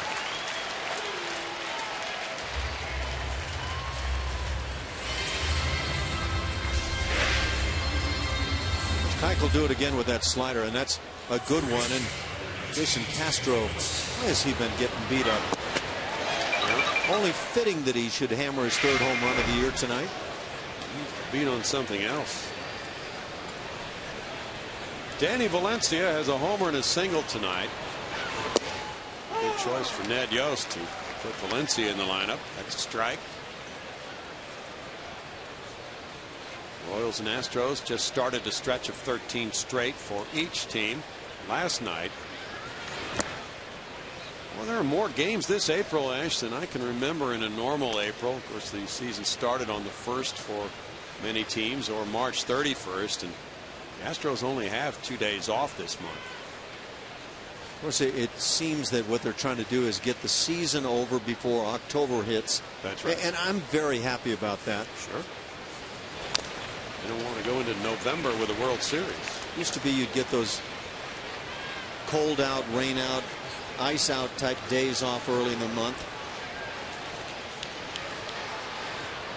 Mets beat the Diamondbacks 5-2. Dylan G the winner. Brandon McCarthy lost it. The D-backs are 4-14. They're 1-11 at home. Broken bat fly ball.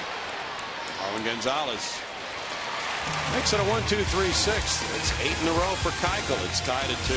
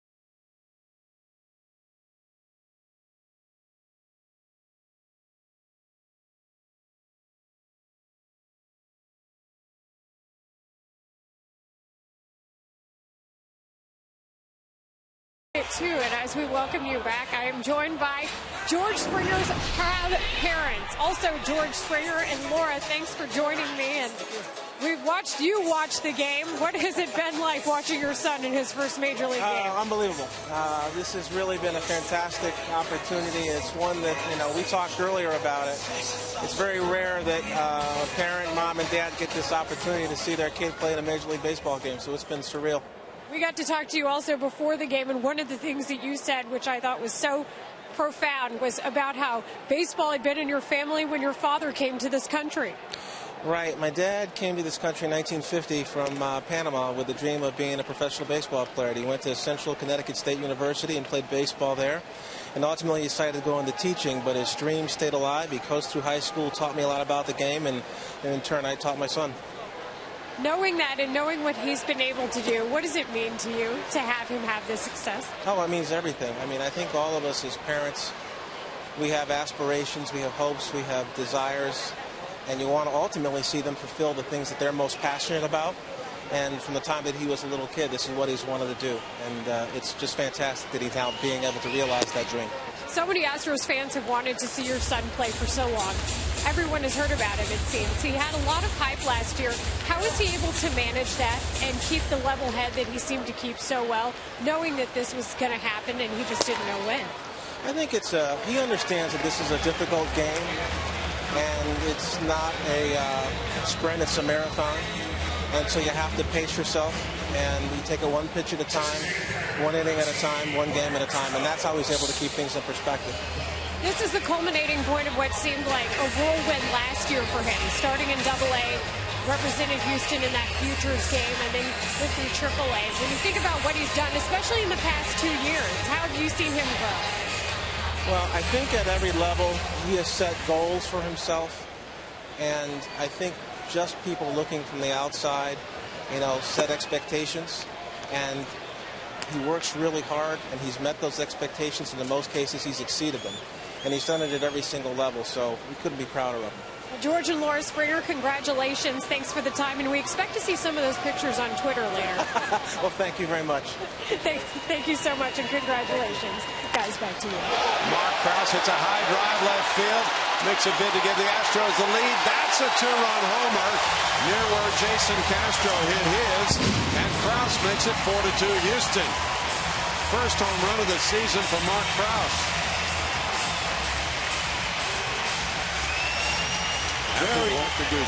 Very much like the home run hit by Jason Castro. That pitch up, out over the plate. And Krause, who has plenty of power to do this, is able to connect. Maybe it's kind of a loosen up night for the club.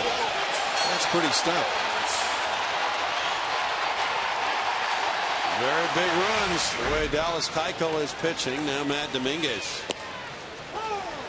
There's strike one. Domingo is 0 for 2. So Krause unloads.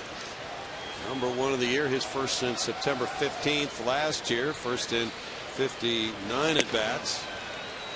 Very big spot for Mark Krause.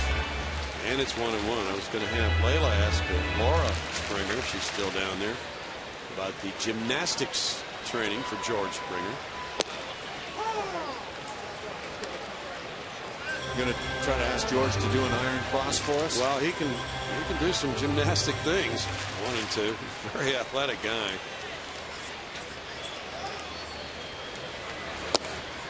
It's 2 balls, 2 strikes to Domingo. There are 2-run homers for the Astros. Well, when they score 4 runs in a game this year, their record is 4-0.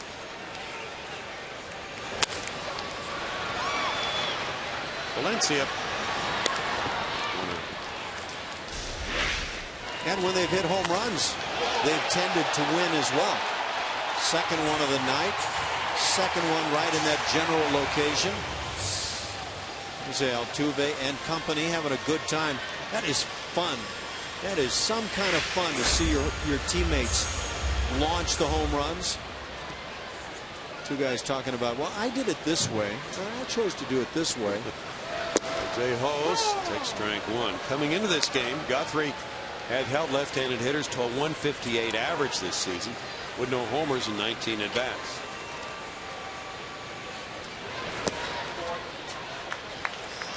1 ball, 1 strike. Lewis Coleman warming up in the bullpen for Kansas City.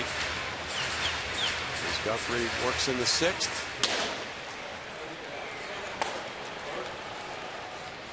Doug Henry, the bullpen coach, former Astro reliever, 1 and 2. That was a good change or splitter. Really had some downward action. Rodano Ventura, very impressive last night for Kansas City. This one goes out to shortstop. Escobar gets hosed, 2 outs. Create memories, have fun, and enjoy a premium experience with an Astros luxury suite at Minute Maid Park. Whether you're treating your employees, hosting the clients, or celebrating a special occasion, we'll create an experience your group is sure to remember. Call the Astros premium ticket line at 1-877-9-ASTROS and reserve your luxury suite today. Good time up there watching the Astros grab a lead 4-2. Marwin Gonzalez is 1 for 2. That's strike 1 call. Baltimore and Adam Jones with 2 singles beat Tampa Bay 3-0. Miguel Gonzalez got the victory, beating Jake Odorizzi. Tommy Hunter got his 4th save. It's 0-2.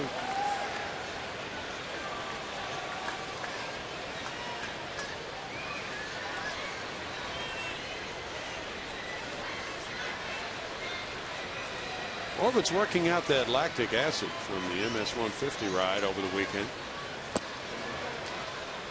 Struck him out, and that's number 4. It's 4-2 as Mark Krause has just snapped the 2-2 tie with his first long ball, first run batted in of the season.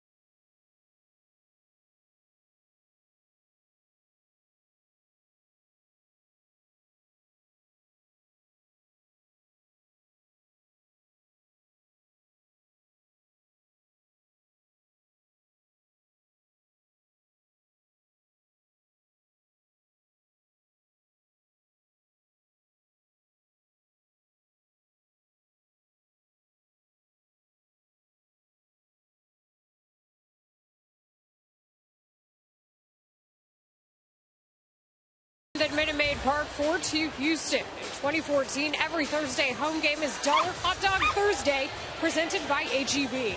Come to Minute Maid Park on Thursdays and scarf down all the $1 dogs you can eat all game long. Visit Astros.com or call 1-877-9-ASTROS for more info. Scott Feldman pitching that game tomorrow, guys. Yeah, and every game has been magnificent for Scott Feldman so far this season. He has been an artist on the mound, Ash. He just does it by mixing things, and right from the first time he hit the hill in spring training, it was about using all the pitches, any circumstance, and he set himself up well. He's executing about as well as anybody could have hoped or expected. Now here's Brad Peacock entering. His last outing was in the Friday night 12-inning 1-0 loss at Texas. And he absorbed that loss. He went 2 2/3 innings, giving up the only run in the game. He takes over after Dallas Keuchel guides the club through the first 6 innings, allowing 6 hits, 2 runs, walking 1, hitting a batter, fanning 5. Justin Maxwell takes the Peacock heater at 93, and it's right on the edge for strike 1. Maxwell grounded out, and he was hit by a pitch. Peacock will be going into the starting rotation. He'll start Sunday at Oakland.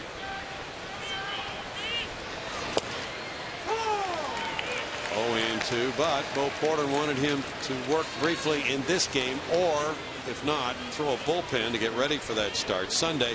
He'll be opposed by Jesse Chavez in that game Sunday afternoon in Oakland.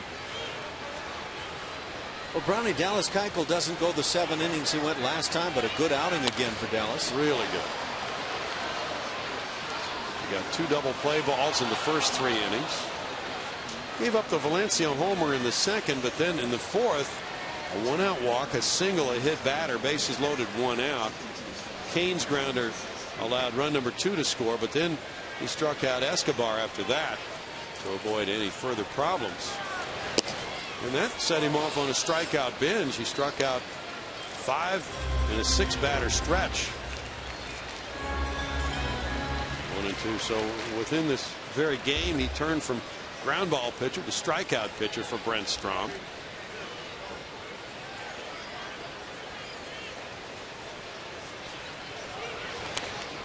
Third ball's tap foul. Brad last year went 5-8 with a 5.18 ERA. Coming from Oakland in the trade along with Chris Carter and Max Stassi for Jed Lowry and Francisco Rodriguez, or Fernando Rodriguez rather.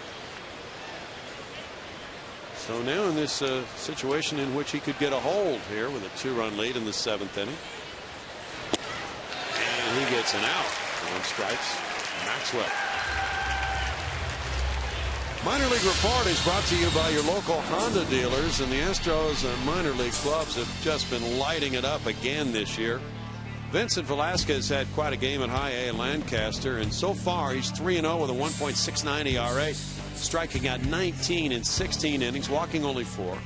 Rio Ruiz, his teammate at Lancaster, has hit .347 in 12 games with a .418 on base percentage, has a homer and 8 runs batted in. He's the number 11 prospect. Velasquez number 9. Kane takes a strike. Kane is 0 for 2 with an RBI. So with all the Astros minor league clubs combined so far this year, their record is 29-16 for a .640 winning percentage.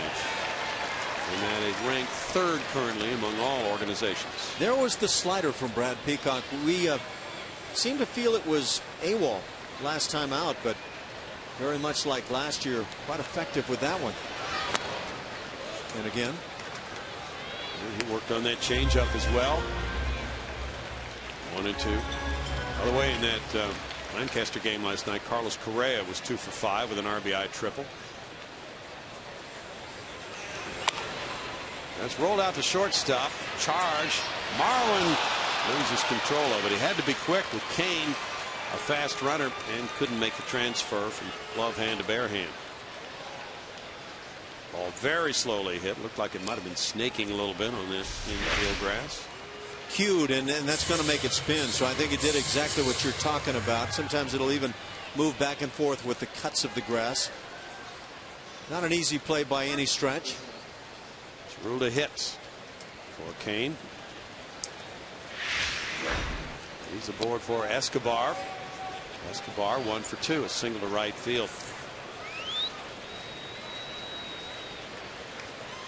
Peacock was drafted by Washington. Brad, 26 years old, from Palm Beach, Florida.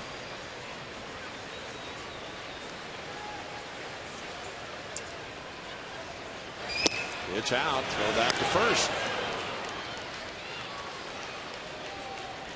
1-0 to Escobar.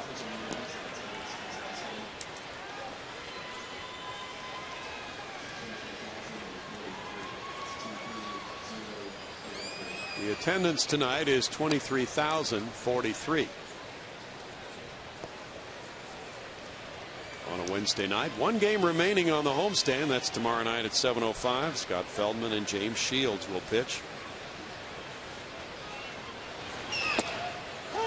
In for a strike. That evens the count at 1-1. Kind of had the feel tonight before the game, Ash, of a brand new start to the season in some ways. It did exactly. Yeah, there was I think even driving in and listening to the radio and the talk shows on sports, it was A lot of excitement provided by that move to bring George Springer. They're going. Line into left field. And here he goes to third base. So it's first and third on the Escobar single. Kane running on the pitch. Glided over to third base with one out for Infante now. Tough luck for Peacock. He broke the bat. The ball wasn't hit very hard. What are you supposed to do as a pitcher? You're supposed to make tough pitches that fool hitters, and that's exactly what happened for Peacock. Unfortunately, it didn't work out in the end as it's a base hit, and now a top first and third situation. Brent Strom is coming out, and lefty Kevin Chapman is throwing for the Astros. Hosmer would be due up next after Infante, so Chapman may be getting ready to face Hosmer unless there's a double play ball to end it. But Brownie, to your point, the club's been getting good, solid starting pitching. They've been hitting home runs. It has not been a hit fest. There's no question about that, as they have a lot of work to do in terms of batting average and getting on base and driving guys home. But a couple of home runs tonight. Mark Krause gets in the act along with Jason Castro. And the feel with Springer here, it really does have that feel of maybe a brand new opening day for this club. Scott Feldman was the opening day starter and beat the Yankees. Oh, sure. You know, the media will be keeping the team's record since Springer arrived on the scene. What will be the acronym for that one? Spring forward. That's a good one. That's not an acronym. No, you asked for an acronym. Infante's 1 for 3. Might have to throw the buzzer on you. Foul ball. Guzman coming over. That buzzer would be worn out by now.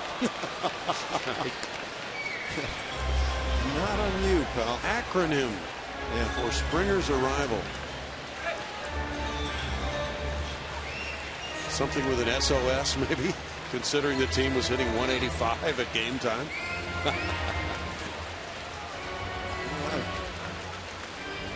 Oh, they're already purchasing the Springer jerseys. Ooh. That's quick. That's going to be a big item. Get yours quickly. Now, how did they get those out? We didn't even know what number he was wearing until a few hours ago. Suppose that was bought here? Not sure. The little elves were really sewing up a storm when I came in. Runner takes off. Here's the throw, and stolen base for Escobar, his second of the year. Now the potential tying run is at second with a 1-1 count and 1 out. Guys, there's a reason George Springer wears that number 4, by the way. He told us before the game. Okay. He says because there's 5 people in his family, his 2 parents and his 2 sisters. And so, minus him, he takes care of the 4. Interesting. Well, we mentioned earlier Craig Biggio wore number 4 when he first came up to the big leagues. Then he switched to number 7. And Steve Lombardozzi wanted number 4. Line shot caught by Dominguez. 2 outs. Matty D had a quick peek at second, the possible double play, but immediately Altuve put up his right hand. No, don't throw it this way. I'm not able to get to the bag. Now it looks like a lefty on lefty matchup is coming.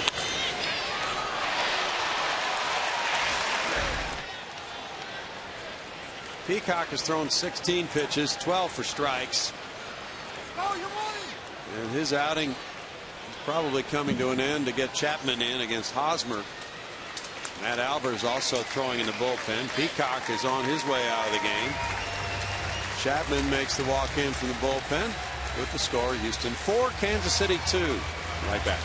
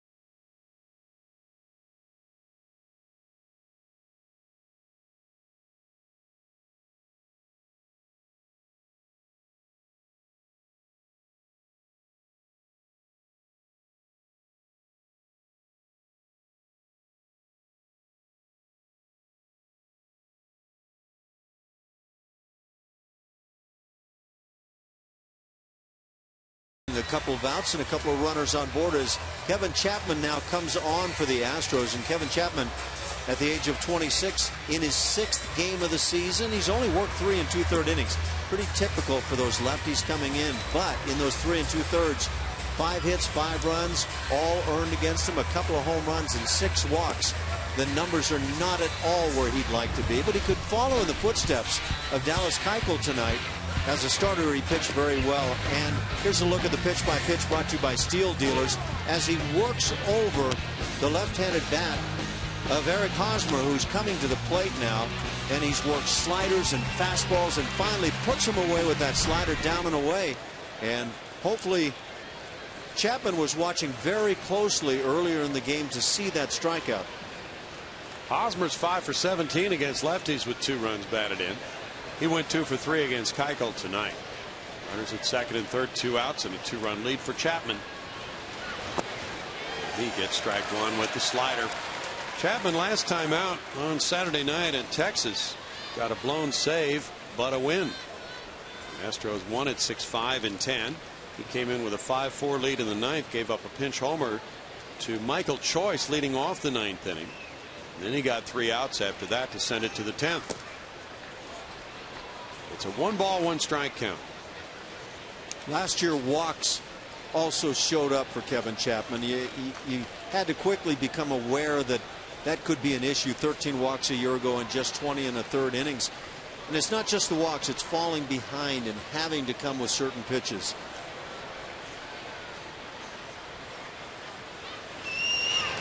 In the dirt, and Castro makes a good play to block it. 2 balls and a strike. And you could see on the last 2 pitches, a fastball and a slider, nowhere close to the strike zone. Yes, first base is open, but the assignment here, lefty on lefty, is you get that man.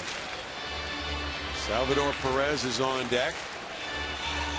And Chapman would not be staying in. We wouldn't expect to face him. Matt Albers is throwing. Looks like a 1-batter assignment tonight. This is the 2nd time he's inherited base runners this year. The slider winds up out of the strike zone. It's a 3-1 count against the Yankees opening night. Chapman came in with the Astros ahead 6-0 in the 7th inning, and the base is loaded. And he got an important out on Kelly Johnson. A little ground ball and through to the plate for the force.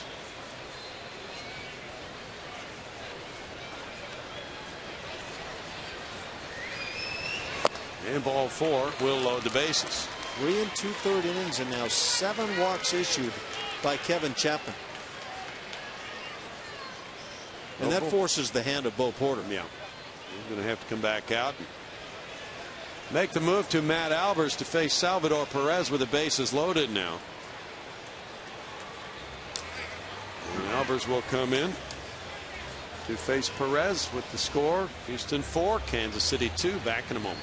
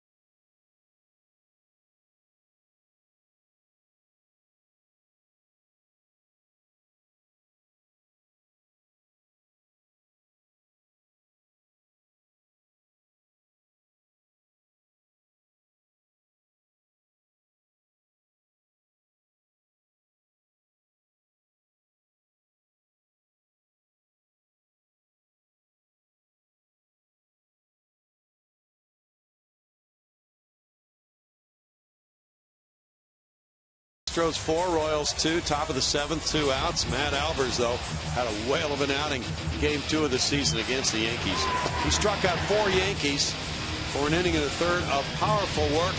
A lot of sliders, 9 swinging strikes out of 14 pitches, Ash. But it's been talked about. One of the really impressive brief outings for a guy out of the bullpen. And Matt Albers not known for the strikeout pitch, and yet in that game it was the flubber ball. Apparently nobody could make contact. Aaron Kroll warming up for Kansas City. Salvador Perez is 2 for 4 against Albers lifetime. Matt has an ERA of 1.69. Pops wanders behind the hill. Yeah, became a father. Last time out for him was the Saturday night game in Texas. He came in with a 5-3 lead in the 8th inning, gave up an RBI double to Alex Rios in his 1 inning of work. That was the first run he had allowed. Now Perez. Perez is 0 for 3. Ground ball, and that's on through into left field, and that's going to tie the game. 4-4. The ball dropped by Hose. He gets it into second base. And the Royals have tied it on a Perez 2-run single.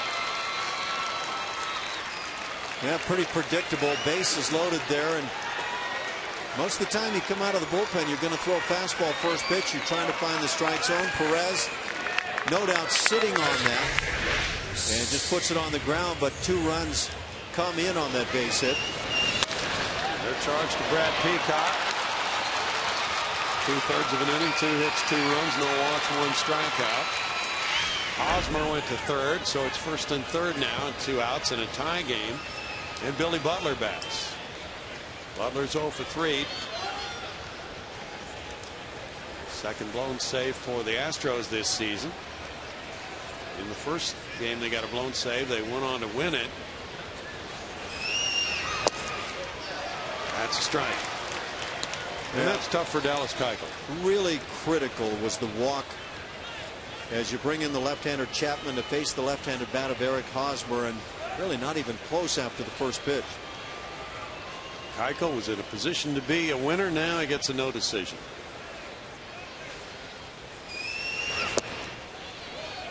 It's 1-1. The Astros had the lead after 6 innings. Their record is 5-0. But Hosmer and company have stirred up trouble for them, and now Kansas City tries to grab the lead. Alex Gordon's on deck. Houston has the 1-2-3 hitters due up in the last of the inning.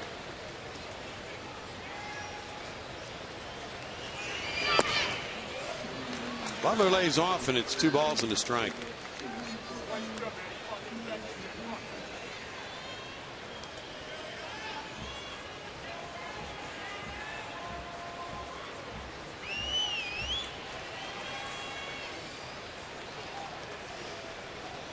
Royals were 0-5 on the road until their win last night. It's 2-2. Butler got a pitch upstairs. Couldn't handle it.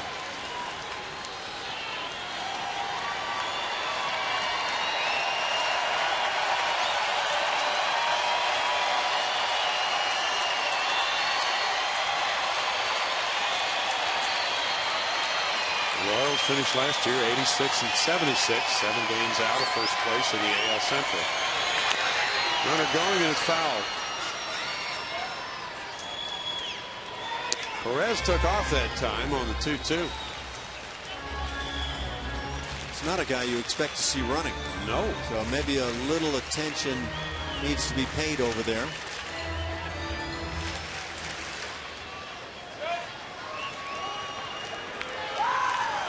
Royals led the league in steals last year. They had 153. He's going again. That was a swing and a miss and a strikeout to win the Royals 7th. The Royals tied with 2 runs, 3 hits. They leave 2. It's 4-4.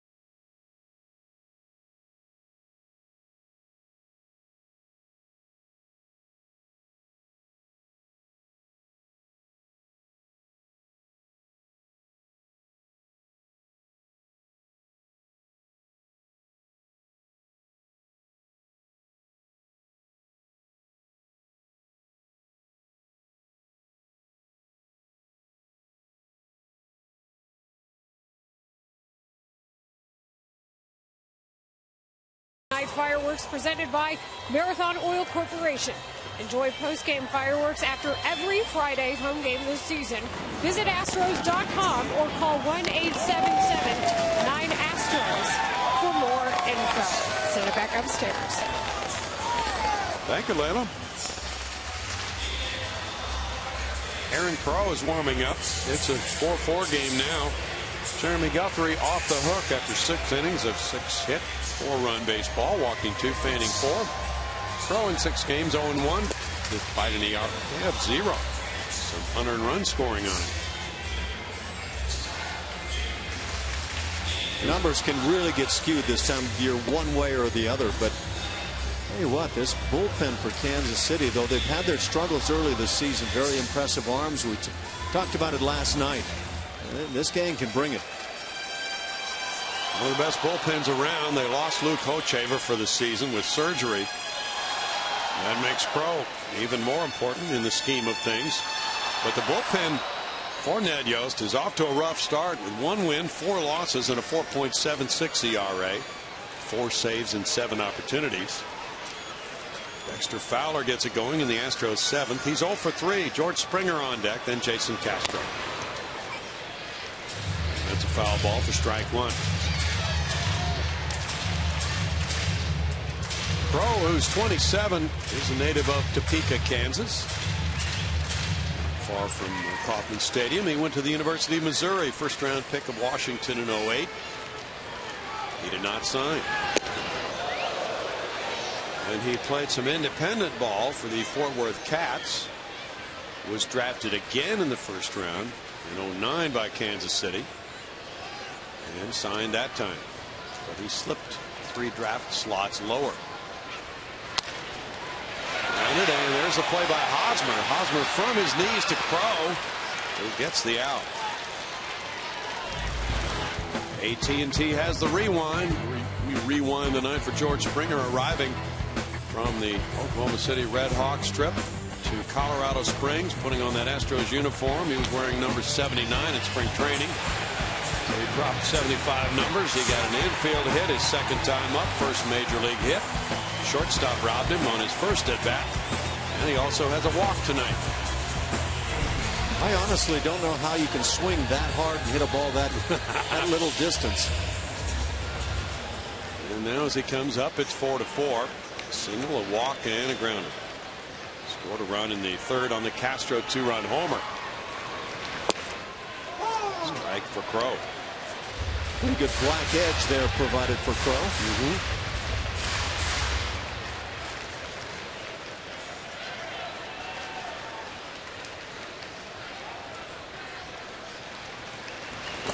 Springer takes in the dirt. 1 ball, 1 strike for George. Have not seen Springer swing at a bad pitch this evening. Laid off the pitches right on the edge.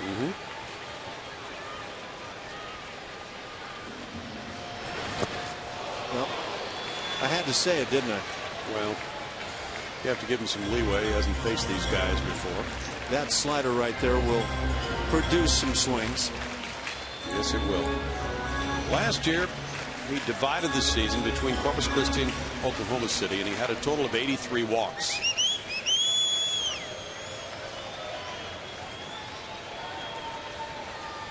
Now the 2-strike approach. And swing and a miss. Salvador Perez with the throw, 2 outs. True to form, Springer does not get cheated.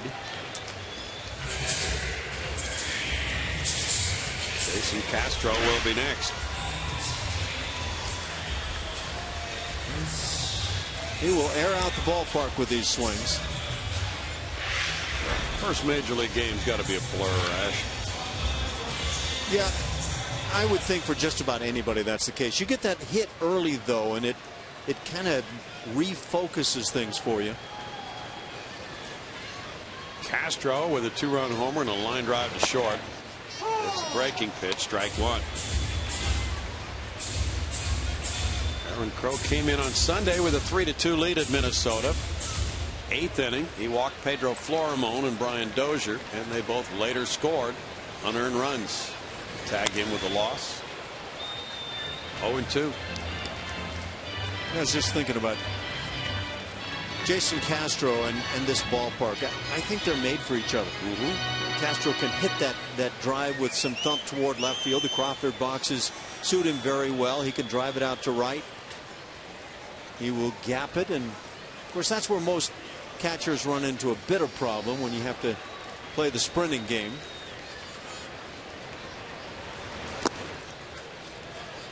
One and two.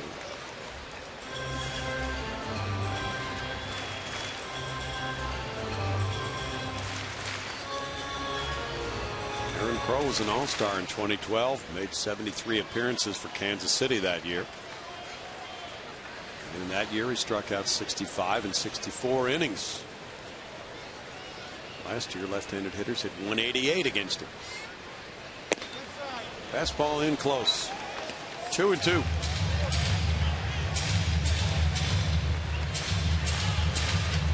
Last year Crow got 2 wins against the Astros. He had an ERA of 0 in 3 games.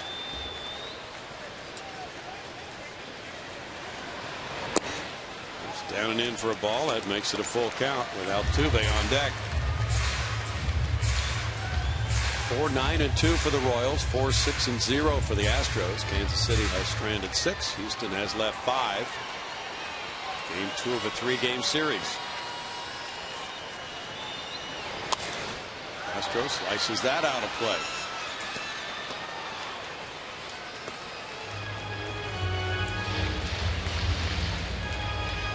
Nice to have the roof open for this series. Should be open again tomorrow night. Good forecast. Bit chilly in the seats, a bit chilly in the booth for that matter, but I would think for the players ideal.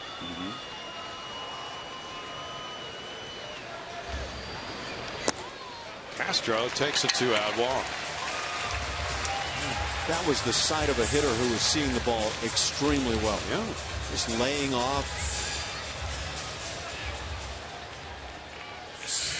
Altuve's 1 for 3.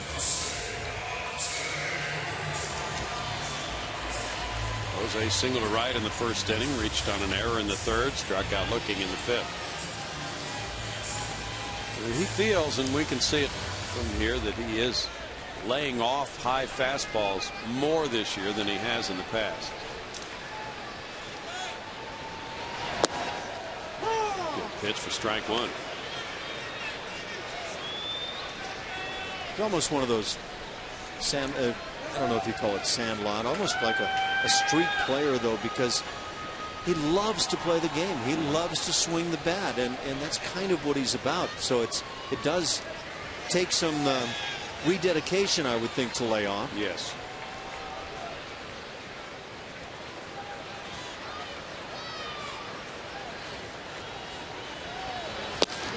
Ooh. 0-2. Don't often see that call on that pitch. No. You know, it's really odd though for a player who's been a free swinger in the minors to get more selective as a major league player.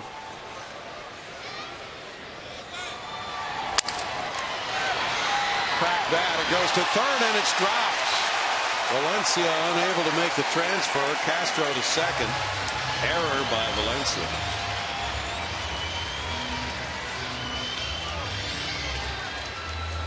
You know, you'd love to say that maybe the speed and drive of Altuve going down the line creates the error. It doesn't hurt, but this is just a botched ground ball.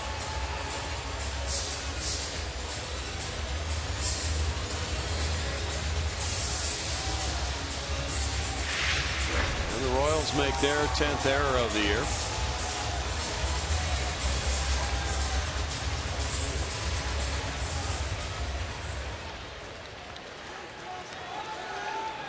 Jesus Guzman is 0 for 2. He had a walk in the 6th and rode home on the Kraus 2-run homer. That's in for strike 1. Kraus is on deck. Royals now have 3 errors tonight. They're known as a good fielding club. That gives them actually a dozen errors this year.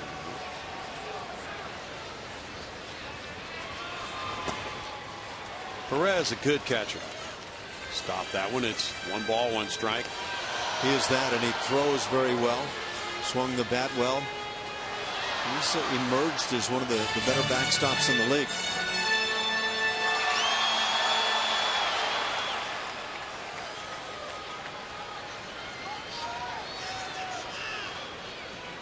Guzman trying to put the Astros in the lead again, given this chance with the error. And that one goes foul. 1-2. Jesus drove in 35 last year for the Padres in 288 at bats. Astros picked him up in a December trade.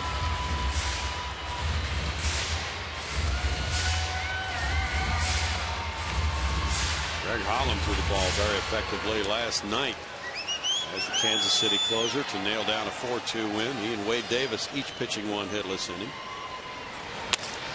Line and caught by Valencia to end the 7th inning with no runs, no hits, an error, 2 men stranded, 4-4.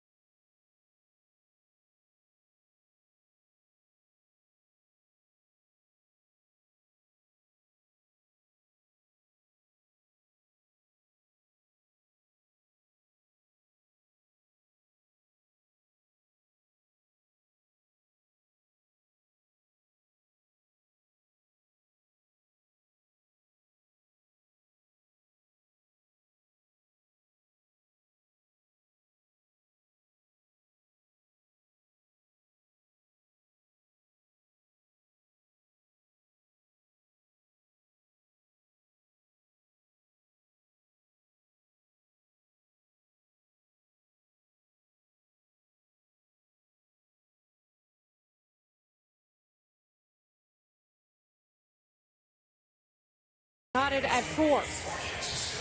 As promised earlier in the game, we have the AT&T fan photo of the game. Tweet your photo to hashtag Astros fan photo for a chance to be shown in an upcoming game broadcast brought to you by AT&T. How do you not love that picture? Thanks for sharing at Allie.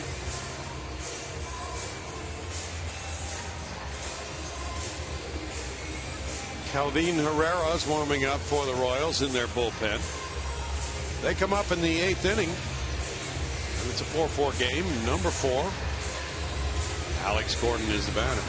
Gordon's 0 for 2 with a walk and a run scored.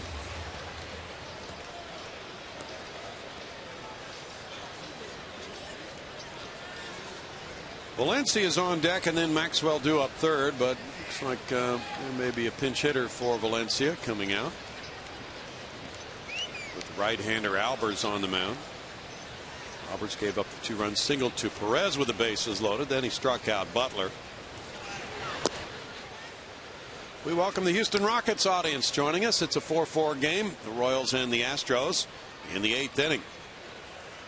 The major league debut of George Springer with the Astros. Springer got his first major league hit in the 3rd, an infield hit. He also has a walk. He's 1 for 3 tonight. Playing right field, batting second for the Astros. 1 ball, 1 strike. So the Rockets have finished their regular season. Getting all set for the playoffs now. 4-9-3 for the Royals. 4-6-0 for the Astros. Albers pitcher number 4 for Houston. 2-1. Dallas Keuchel started. It was a quality night for him. 6 innings of 6-hit 2-run baseball. He left with a 4-2 lead. But the Perez hit in the 7th tied it. Now it turns out to be a battle of the bullpens. Bill Brown, Alan Ashby, Layla Rahimi with you tonight from Minute Maid Park. 3-1 to Alex Gordon.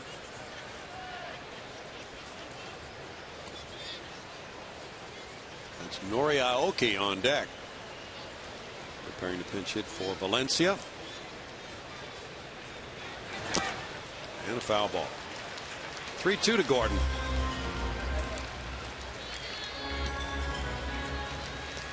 Kevin Chapman did not retire a batter. He had one walk and did not give up a run.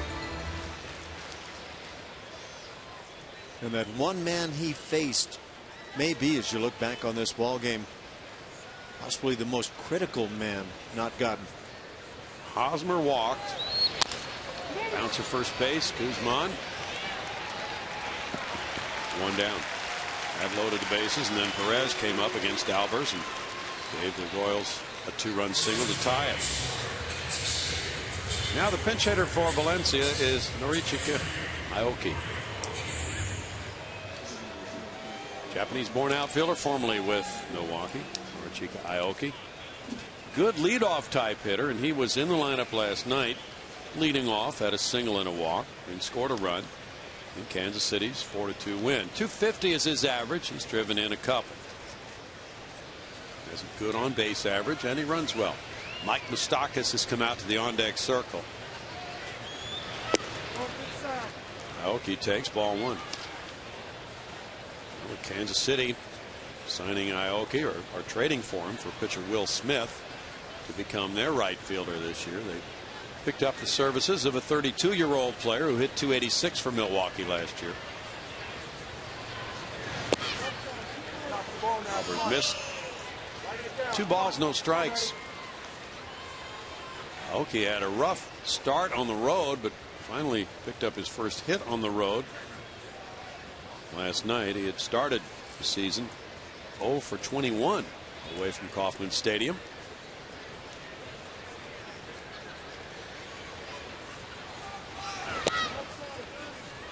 Now it's 3-0. Fastball is just getting away from Matt.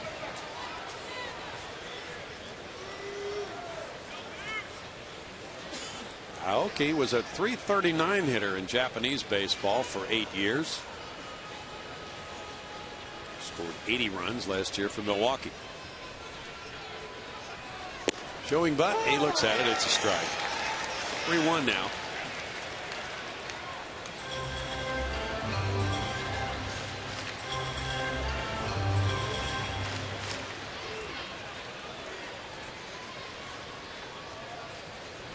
Dominguez is even with the bag and off the line at third.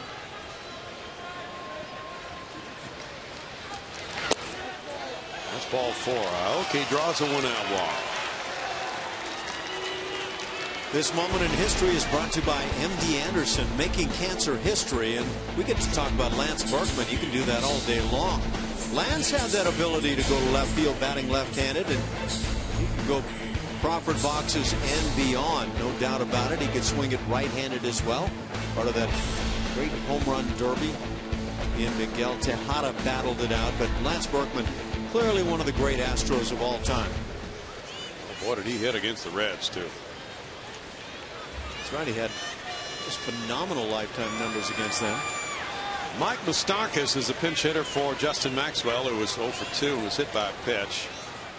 Aoki drawing a throw there.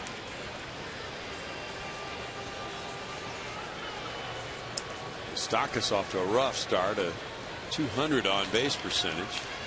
4 hits in 40 at bats for Mike.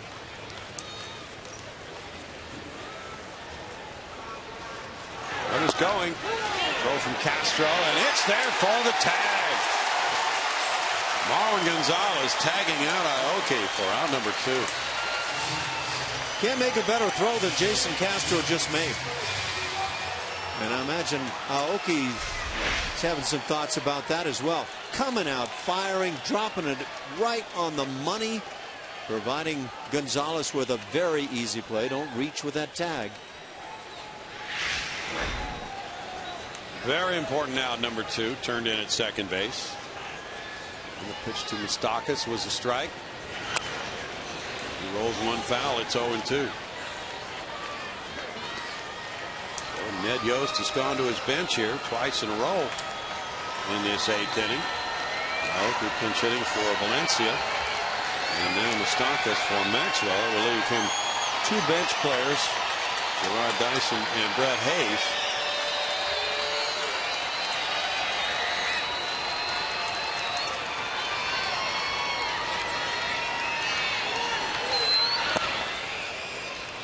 One ball, two strikes. There's that slider guys were swinging at and coming up empty on time and time again in that outing. Was that against the Yankees? Yeah. What was that wicket? He was just in a groove with that pitch. I think he threw one that wound up behind Brian McCann. Not literally behind, but as it got to Jason Castro, caught behind the hitter. Yeah. And he swung through it. Almost curved around his leg. 2 balls, 2 strikes. The Astros have Krause, Dominguez, and Hose, 2 up in the bottom of the 8th. The Yankees shut out the Cubs 2-0 in the nightcap of their doubleheader, and they shut out the Cubs in Game 1 of the doubleheader 3-0. Crack bad roller to first. Guzman with the play to send this game to the bottom of the 8th, 4-4.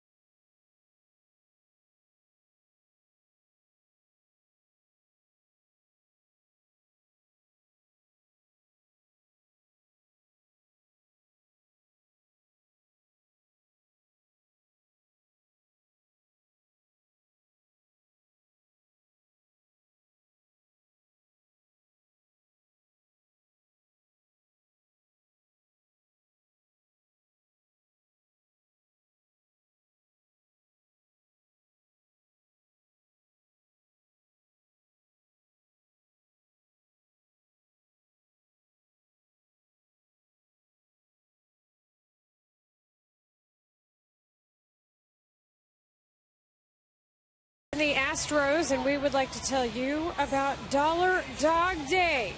It is every Thursday during the season, and that includes the Astros and Royals game tomorrow. So check out the game and get all the dollar dogs you can eat. Guys, let's send it back upstairs. Looks good right there on the grill. Thanks, Layla. As we promised earlier in the game, it's Miller time, brought to you by Miller Lite. Well, we promised long ball. Mark Krause. After Jason Castro hit a 2-run shot to just about that same spot in the 3rd inning, Krause duplicated the blow. That was number 1 of the season for him. His first runs batted in. Gave the Astros a 4-2 lead in the 6th against Jeremy Guthrie. Now the Royals have made some changes. Nori Aoki stays in the game in right field. The third baseman is Mike Moustakas. And the pitcher number 3 of the night, Kelvin Herrera. Herrera was one of the mainstays in that Kansas City pen last year. So far in 5 games, has no decisions this year with a 4.15 ERA. And it's Mark Krause facing him. Krause 2 for 3 tonight. Strike 1. Another one of the great arms, 98, you can see on that first fastball, not only out of this bullpen, but out of the Dominican Republic.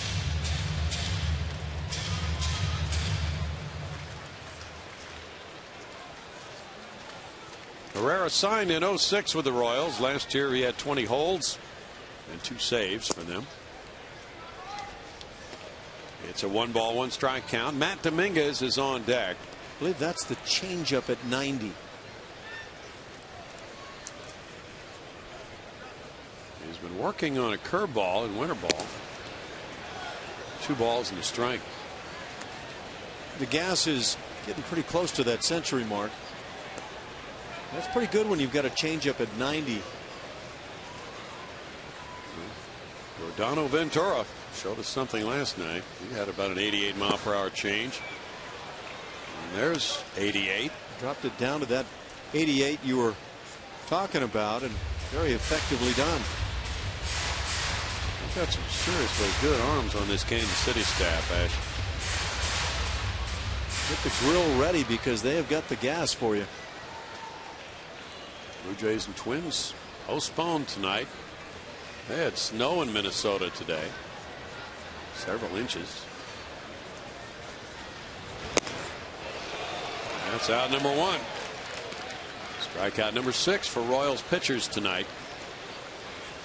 Lights it up to 99. How about they've got some challenges between these arms in that bullpen? Yep. So you can light up the radar gun. Dominguez is 0 for 3. LJ Ho's on deck. He who has the lowest readings for the week buys dinner for the game. Foul away. There's strike 1. The Royals have Kane, Escobar, and Infante due up in the 9th inning.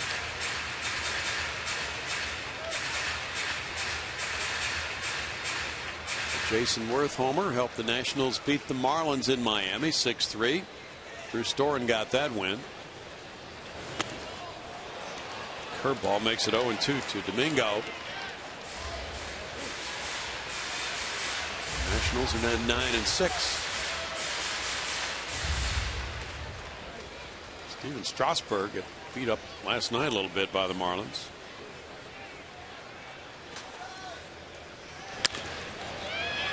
Grounded, and there's Hosmer backhanding and throwing, and wow, that is impressive from the Gold Glover. Getting it to Herrera for out number 2. Look at Herrera laughing, and the reason I really call attention to it, Hosmer just brings the gas. Yeah. If you're gonna, well, look at that ground ball, start foul, hit the bag, and still play it, and now bring it and see if you can handle it. That's really something. Herrera very lucky to catch that one. Not many pitchers accustomed to handling that kind of gas. Almost threw it around the umpire too. Hose is 0 for 3. And he gets a change up for strike 1. Check this out. There's your first bounce. And somebody's going to say, well, that's a foul ball. Well, don't say that too early, because if it comes back inside or at the bag, then you got a fair ball. Yeah, he was foul for that first bounce, but that's not the determining factor. It wound up fair. 1 ball, 1 strike.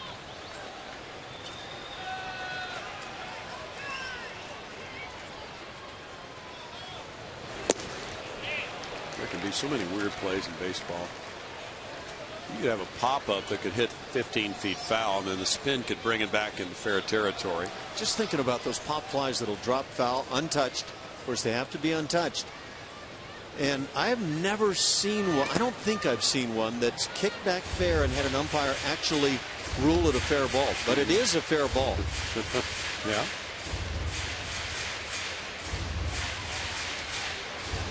Well, they'll call an infield fly on a ball on a very, very windy day. And the wind might blow it foul, but it's infield fly if fair.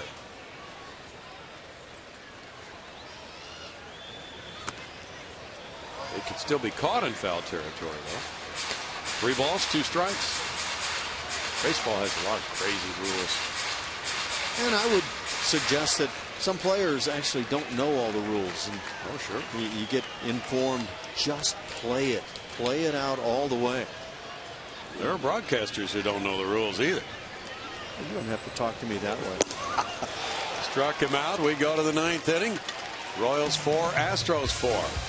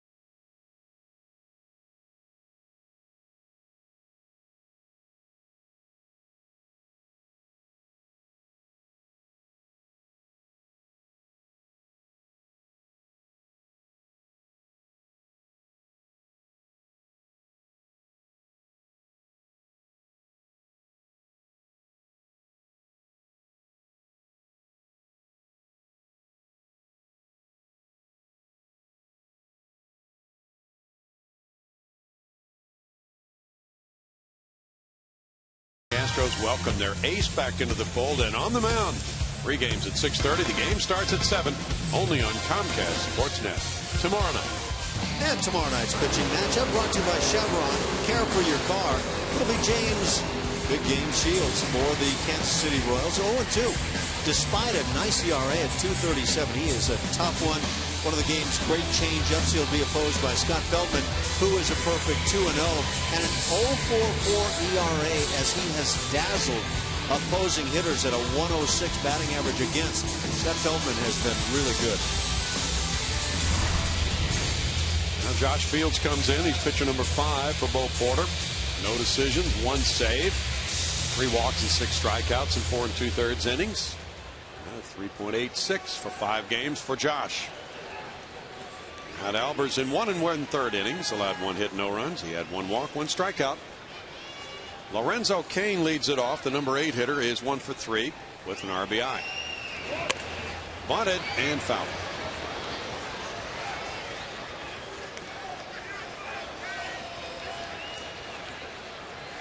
Ed Yost club tied it on a Salvador Perez 2-run single in the 7th with the bases loaded. Royals had grabbed a 1-0 lead in the 2nd on a Valencia homer. And the Astros took a 2-1 lead on a Castro 2-run shot in the 3rd. Then Kansas City tied it on a 4th inning run driven in by Cain. Cain's late on the fastball, fouling it away, and it's 0-2 for Josh Fields. Josh, 28 years old, from Hull, Georgia. He was the closer at the University of Georgia. And last year he turned out to be the Astros closer at the end of the season with 5 saves and 6 save opportunities. This year it's bullpen by committee. Someone may take over as the closer. Bounced up the middle. Marwin Gonzalez. Throw to first. Safe. Cain beat it out for an infield hit. Marwin could not have done more. And this was a tough in-between hop to deal with. Bo Porter is going to take a little time and find out what sign he gets, thumb up or thumb down from the bench. Well, he'll turn back toward the Houston bench now. He's done that. He's looking in to see if he gets that sign that he should challenge this call. This for me is a flaw. I really wish that the teams didn't have the ability to look at their own replays before determining, so that you've got every manager every time coming out and he's out, and if Bo challenges that, that has to be reversed. He has challenged it. And the umpiring crew is headed over toward the tunnel to put the headsets on. First challenge of this game by either manager. Bo won a challenge in Texas over the weekend. We'll put the headsets on, communicate with MLB headquarters in New York, where the play will be reviewed and ruled upon. If they don't come back with a thumb up on this, something's gone awry. Well, here's one aspect of the challenge rule. The pitcher is idle right now, so the delay could cost him some rhythm if he's not careful. He's idle as a part of his own choice. Now, yes, he could sit and throw with his catcher. That's right. As it turns out, Fields and Castro are chatting things over, but that's rather clear cut for me. We'll see if it is for the folks in New York. Cain stretching out on that final stride, and the ball is in the mitt. Yeah, I like actually the other angle. There was no blurring, no first baseman in front of the runner. Right. Just there you go. Couple of great looks, a third great look at it. There's no denying that he's out. And that's the angle they probably prefer in New York. To make sure that glove is closed around the baseball. How is this taking this long? Not sure. They have all these different angles, so they may want to make absolutely sure by checking different angles. And they don't like this super slow-mo. Why? Why not take advantage of it? They'll look at it. Real-time replay. Real time, anybody could get challenged trying to make that call. There's no doubt. Yeah. But they'll look at the super slow-mo, Ash, but if it gets grainy and it's not clear, that's what they don't like. Well, I think other sports are using it, and you know, full speed. These calls are tough, and you can't blame umpires for missing these really challenging plays. But I don't understand why all this time is required to make a call, a reversal on this play that we've seen so clearly from a few angles. Now they'll make their ruling. He's out. Cole Porter wins the challenge, and Lorenzo Cain is out number 1 on the play by Marlon Gonzalez. Just nipped him.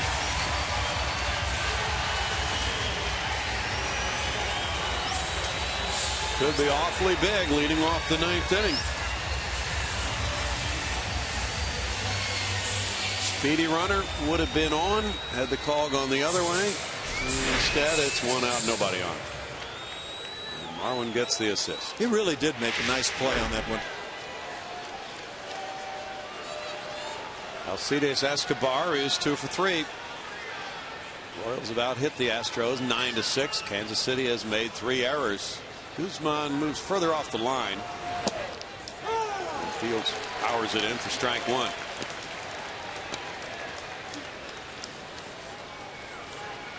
Infante's on deck for KC.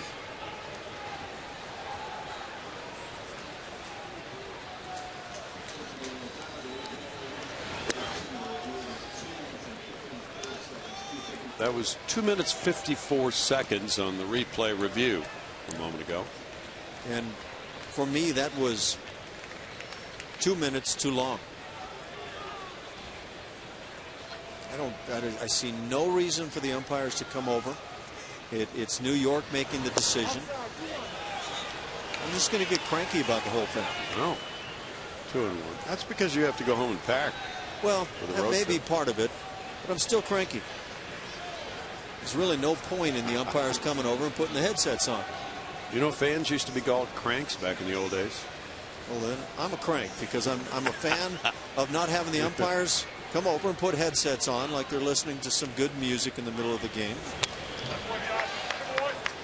2 balls, 2 strikes. And New York should be able to make that decision more quickly than that based on what we saw. And allegedly they have all the shots we have. In that one Boston game, they did not have some of the angles available until later. Or at least that's what they said when it was all said and done. See? Well, conspiracy theory right here. Okay. Yeah, there could be a glitch in the video signal. So it's possible. Still 2-2. It was the Yankees and Red Sox, right? That's right. So I'm betting they had more angles than a geometry teacher in college. They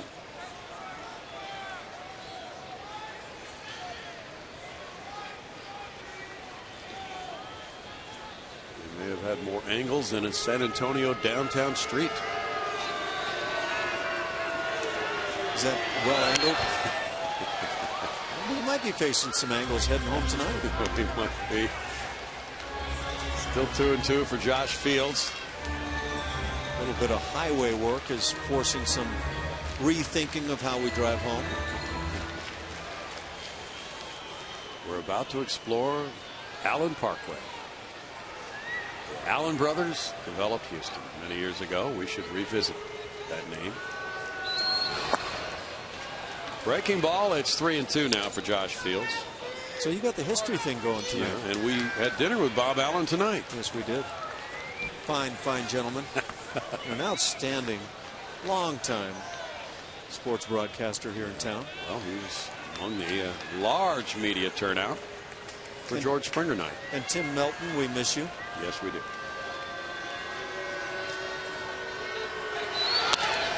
In the air, and first baseman Guzman's underneath it. And foul ground. He takes care of out number 2.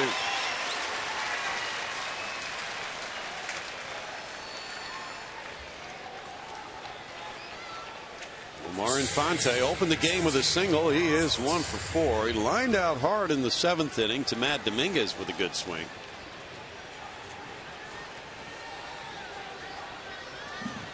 Chad Qualls, of course, still available in the Astros bullpen. But tonight it's been Keuchel, Peacock, Chapman, Albers, and Fields.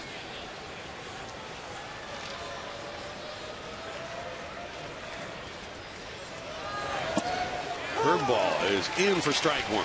Have you mentioned that George Springer is due up 3rd in the bottom of the 9th inning? Yes, but it bears mentioning again with a possible game-winning scenario. He's laughing. Somebody said, "Are you going to get cheated?"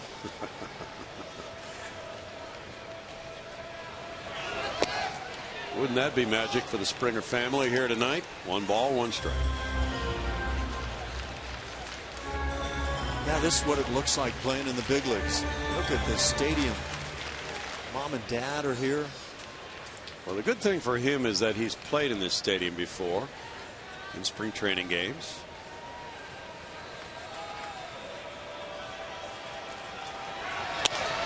Fastball popped up. Guzman underneath. Altuve there, though. Altuve has it. 1, 2, 3 in the 9th inning for Josh Fields. Royals 4, Astros 4. Gonzalez, Fowler, Springer duo.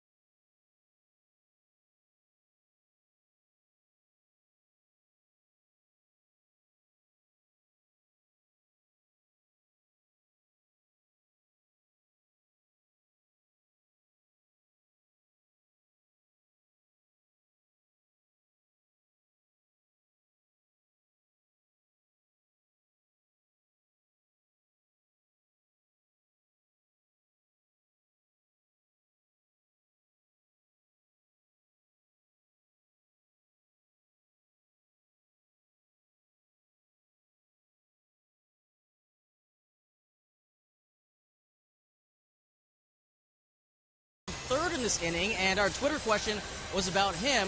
What kind of impact do you think he'll have this season in his rookie season for the Astros? Our best tweets came from John Barrera. I really think Springer will bring a much-needed sense of excitement and aggressiveness our team desperately needs. Jeff Blogwell, he tweets, not only does he have a very good chance to win the AL Rookie of the Year, he could lead the team in home runs and stolen bases. A huge impact. Thank you for tweeting me at HoChenCSN, and don't forget to vote for your player of the game on CSN Houston's in-game live at csnhouston.com. Guys? Forgot about that, Ho Chen, the Fantasy League players, of course, would want to pick up George Springer at this point. There will be a lot of maneuvering in the fantasy leagues, probably starting tonight. Danny Duffy is the left-hander in the Kansas City bullpen. And he comes in now with this game tied at 4, bottom of the 9th inning. Saturday against the Twins in 2 1/3 innings. He gave up no hits, no runs, didn't walk anybody, struck out 3. He's been a starting pitcher for the Royals. He had Tommy John surgery in 2012. Came back last year to work his way back on rehab through the minor leagues, and he made 5 starts last year for KC. Duffy, 25 years old, from California. 3rd-round pick in 2007. Marwin Gonzalez leads it off. Marwin's 1 for 3. At 97, there's strike 1. It's a nice, easy 97. It's trailing well behind Herrera, who brought it at 98-99. Boy, high octane stuff from these Kansas City pitchers tonight. Herrera had a 1-2-3-8 with 2 punch outs. Hitters will have to dial it down here in the inning. Moustakas even with the bag at third.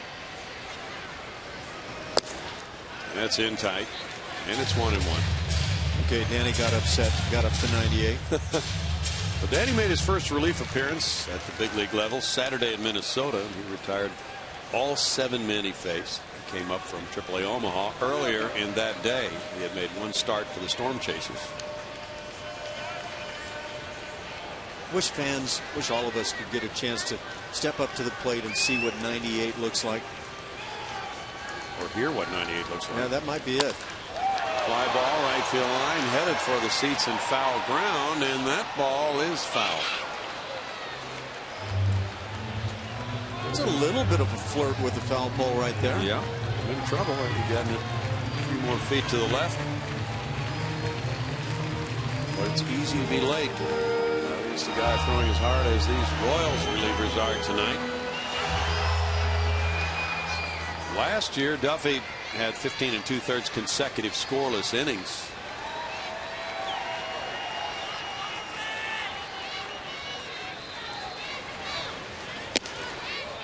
High with a breaking ball, and it's 2-2.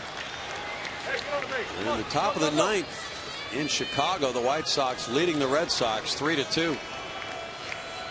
Alexi Ramirez hit his 4th homer.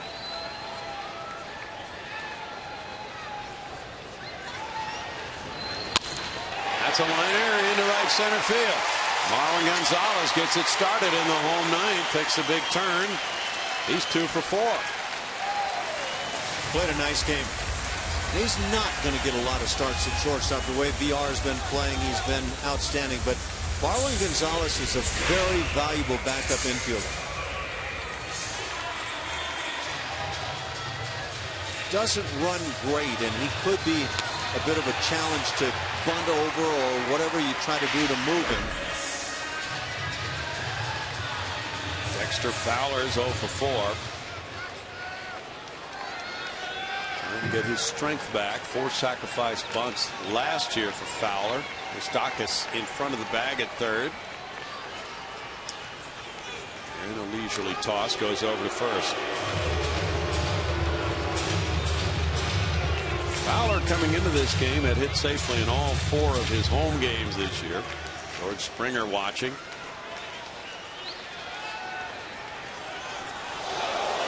Ooh, throw over to first base, and Marwin goes back in. That throw almost provided the Astros a 1st to 3rd.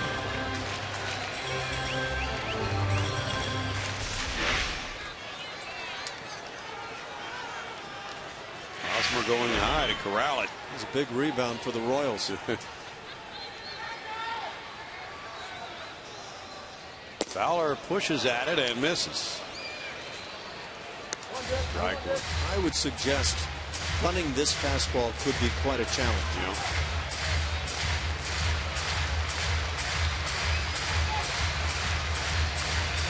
Fowler went 0 for 13 over the weekend at Texas, but then had a double last night. Now hitless so far tonight.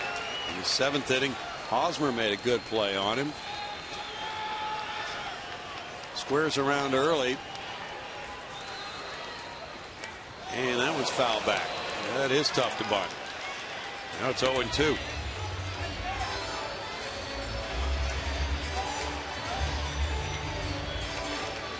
This appeared to hit a couple of things.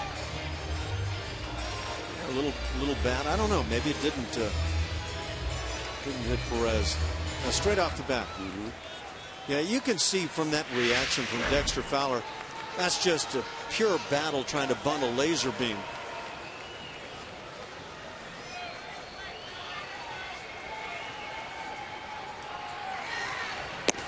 And a strikeout, out number 1. Springer comes up. Comcast Sportsnet's presentation of Houston Astros baseball is brought to you by AT&T, mobilizing your world. George Springer has made his major league debut tonight in downtown Houston. He got an infield hit in the 3rd. He's 1 for 3 with a walk. 1 out, 4-4. Bottom of the 9th, runner at first. He draws a throw again. I just don't anticipate Marwin Gonzalez running to steal. Chop slowly to shortstop. Escobar throwing to first. He gets Springer. 2 outs. Gonzalez to second base. And it's Jason Castro coming up. Watch again the swing of George Springer. He doesn't get the fastball. He gets the curveball and still got that very powerful swing. Now, yes, he just grounded out meekly to shortstop. But when you take that kind of swing, the opportunities become rather large.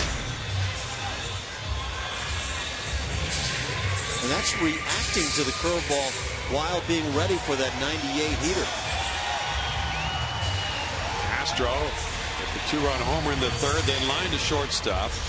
He's also been hit by a pitch and he's walked. Lefty on lefty, and this is a tough matchup against Duffy.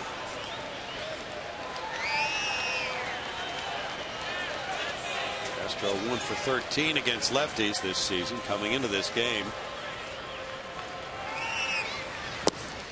And it's strike 1. It's a must-score situation for Marwin at second. You get a base hit, there is no doubt as to what your assignment is. So you've got to get a sizable lead, and that secondary lead, the jump has to be very good.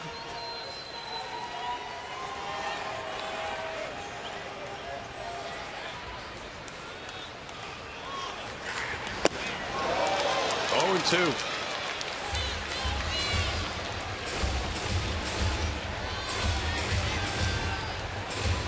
Coming into this season, Duffy had walked 83 in 157 major league innings. Castro now will be fighting for some contact, trailing 0-2 with 2 outs in the inning. Altuve on deck.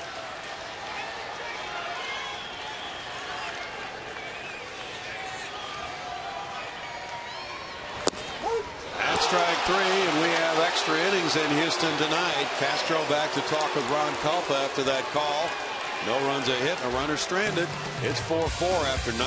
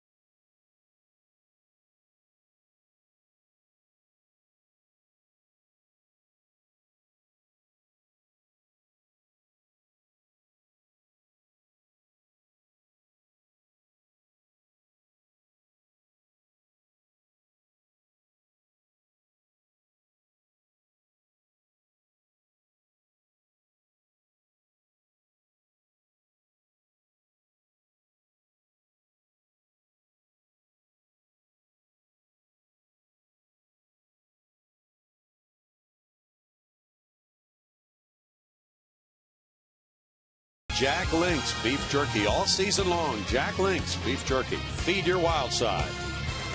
We have the 10th coming up from downtown Houston. Royals 4-9-3. Astros 4-7-0. The Astros 1-1 in extra inning games, and they both came last weekend at Texas. The Royals are 0-1 in extra inning affairs. Jerome Williams will be pitcher number 6 for Houston. He has an ERA of 7.71 for his first 7 innings as an Astro. Not an overpowering guy. Jerome has had his battles already to this point. The 4 walks, a little surprising in the 7 innings.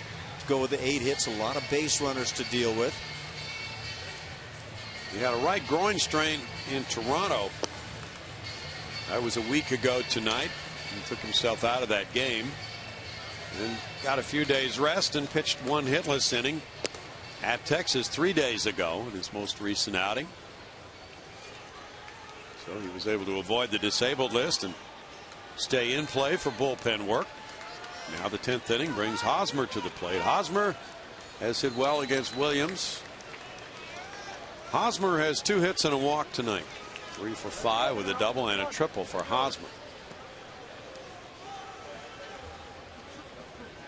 3 of Williams' 4 outings have been scoreless. He gave up 6 earned runs in 3 2/3 in a game against the Angels here, including a 3-run homer to Josh Hamilton in an 11-1 Houston loss. He gets ahead. There's strike 1 on Hosmer with Perez and Butler to follow. Nobody warming up currently for the Astros.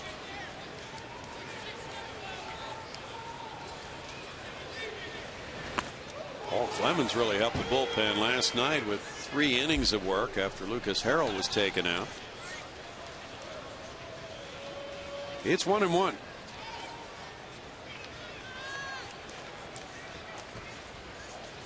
Red Sox are still batting in the top of the 9th at Chicago, trailing the White Sox 3-2. They have the bases loaded and 1 out with Matt Lindstrom trying to get out of it. Bouncer, and Altuve slides and gets him.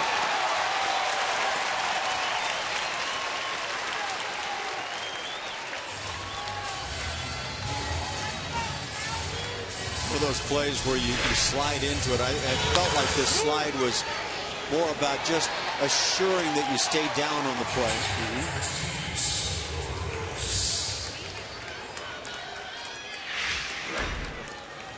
It's 1 down for Williams. Josh Fields with a 1-2-3 9th. Salvador Perez tied it with a 2-run bases loaded single in the 7th with 2 outs. He is 1 for 4. The shift is on. Strike 1 for Jerome.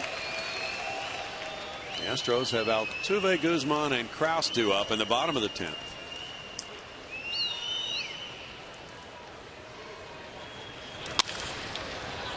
With the shift on, there's Altuve.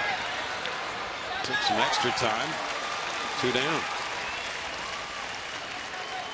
Had to make a shortstop throw right there. Had to reach back a little further.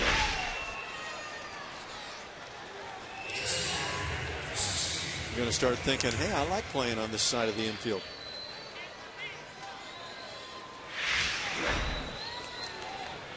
Now Billy Butler. Butler's 0 for 4.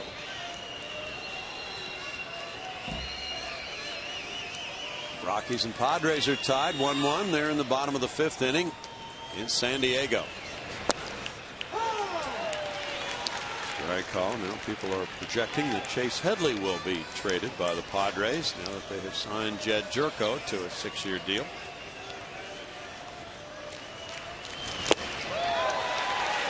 They've been trying to sign Headley for a couple of years to a long-term extension. I was going to say, he was kind of the face of the franchise there.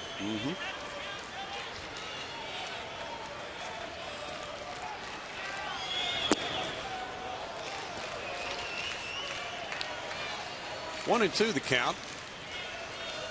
Giants 1, Dodgers nothing. Top of the 5th at San Francisco.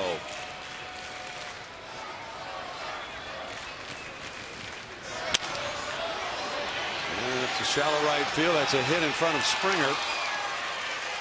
A 2-out single by Butler. Springer playing deep, and Butler dropped it right in front of him.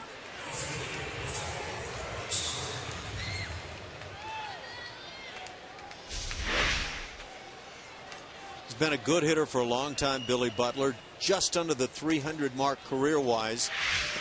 And this is about the hate to use a word like poor, but the least hot version of Billy Butler you will see with the bat. Yeah. He's been very consistent. Batting average, runs batted in, good run producer. He does not run well. We'll see Guzman is not at the bag. Alex Gordon, the batter. Guzman will play behind the runner and guard the line there on Gordon with the shift on. And he swung. There's strike 1. to Billy Butler. You see how he's extending to get there, but boy, that bat just does get to the baseball. Barely. Right off the end. I would have expected that bat to explode. Quite often they do.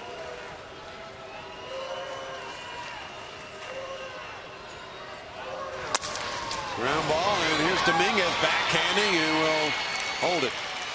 Didn't want to throw it away. Very little chance of getting it out on that play. Gordon, by slapping it near the third baseline, will get an infield hit. And it's first and second now with 2 outs. You know, we've had the shift work and not work tonight, and here's that ground ball hit to the left side. That's a terrific effort by Matt Dominguez just to get to this baseball, but also pretty wise to hang on. Aoki will be the batter. Nori Aoki drew a pinch walk in the 8th inning. He was thrown out trying to steal then. Now Castro comes out to talk it over with a runner at second. Long series of signs for Jerome Williams. Altuve's coming in as well. That's 11 hits now for the Royals, 7 hits for Houston.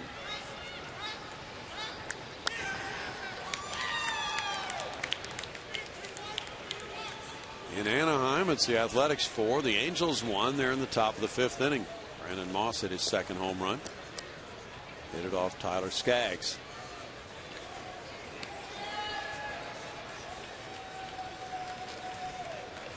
Royals are leaving Billy Butler at second base, representing the go-ahead run here.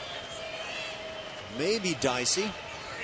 They have Gerard Dyson. He frequently does pinch run for them. That's a strike. Got Brett Hayes, who's a backup catcher, so he's out of the equation there. Well, they must figure with 2 outs, it's not worth making the move.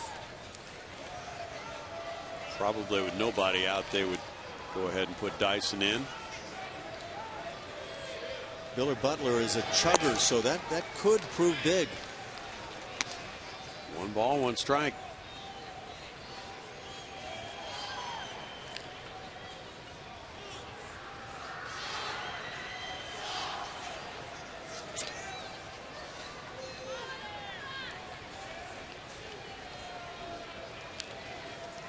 Astros had back-to-back extra inning games at Texas Friday and Saturday. He's late on that swing, 1-2. Houston lost in the 12th Friday night, 1-0 to Texas, and then Houston won in the 10th Saturday night, 6-5.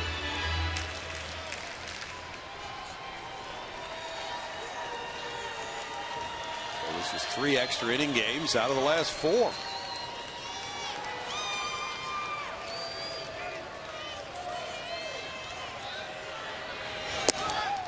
High for ball 2, 2-2. Dallas Keuchel was a Houston starter. He gave up 2 runs in 6 innings. It's been Peacock, Chapman, Albers, Fields, and now Williams.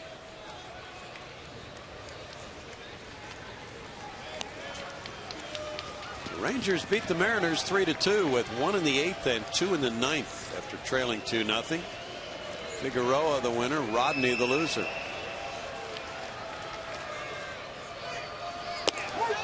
Strike 3, and that ends the top of the 10th. Aoki just standing there and staring at Ron Culpa. No runs, 2 hits, 2 men left. Williams gets the 3rd out. Bottom of the 10th is coming with the game tied at 4.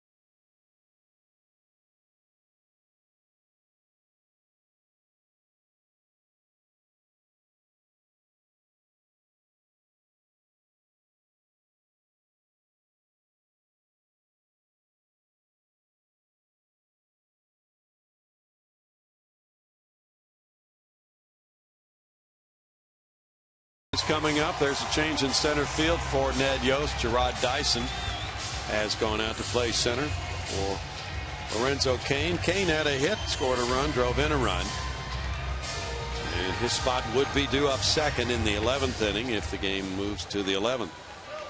Danny Duffy in the 9th inning gave up a single to Marwin Gonzalez, then got the next 3. Now it's Jose Altuve. 1 for 4. He's reached twice on errors in this game.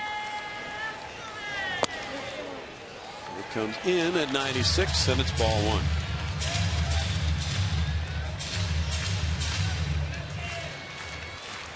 1. Leonis Martin had the game-winning RBI single in the 9th for the Rangers with their 3-2 victory over Seattle. Line drive left field. Gordon over to play it. Altuve takes the turn. Lead-off single, Jose Altuve. His second hit of the night.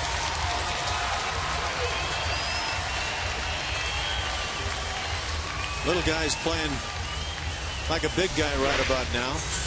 Might we see the running game from Jose Altuve?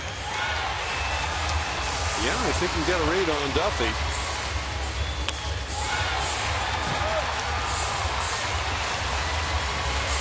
He's aboard.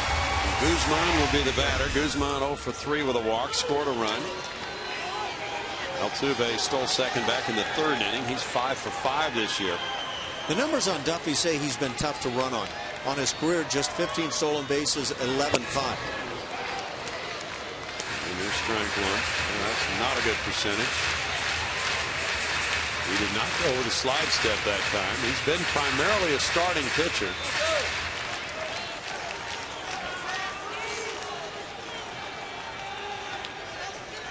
Last year there were 2 steals in 3 attempts.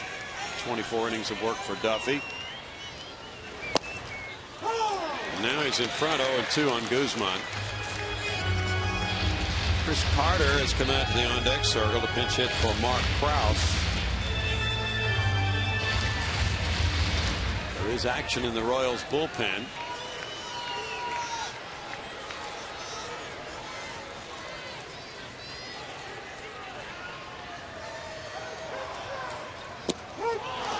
Strike 3 call. That's 1 out. 3rd strikeout now for Duffy. 10 punch outs for Kansas City pitching tonight. It's a hanger, but when you're battling at 97, 98, 99 on a fastball, and then you see that hook, tough to make the adjustment.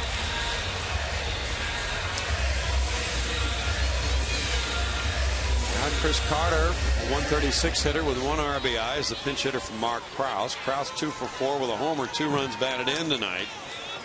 Carter's had 44 at bats. This will be his first time up as a pinch hitter. It's a breaking pitch and takes it for strike 1.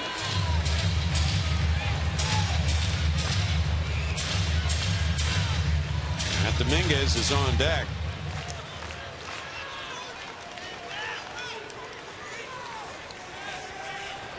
Snap throw to first. They call him out. Altuve is picked off for out number 2.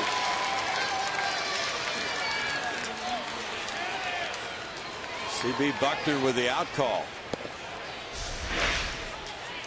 Just that quick step off move. You're trying to expand your lead, and all of a sudden here it comes. And Hosmer got the quick tag down. And Carter falls behind 0-2. Looked like he might have whiffed on his first try at that tag on Altuve. He really got that glove down quickly.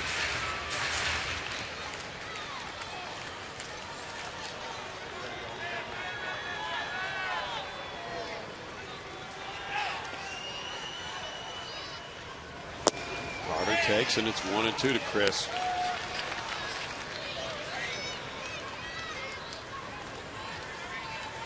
Chris was talking before the game about his major league debut. He had to travel all day. He got to the ballpark about 4:30 for a night game, so he was really rushing to get in uniform and get out there during batting practice. 2 balls, 2 strikes. And all the players, of course, fond memories in many cases of that major league debut. Something they all talk about.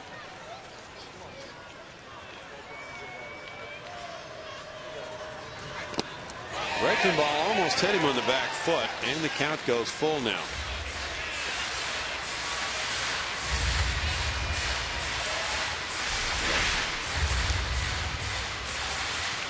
Carter showing some dance moves, able to get out of the way. Felix Hernandez for Seattle, Yu Darvish for Texas. Both had outstanding numbers tonight in their pitching duel, but they both got a no decision. Both went 7 innings. Carter looks at it, and it's a 2-out walk for him. About the same height where Jason Castro got rung up to end the previous inning. Here's a board for Matt Dominguez.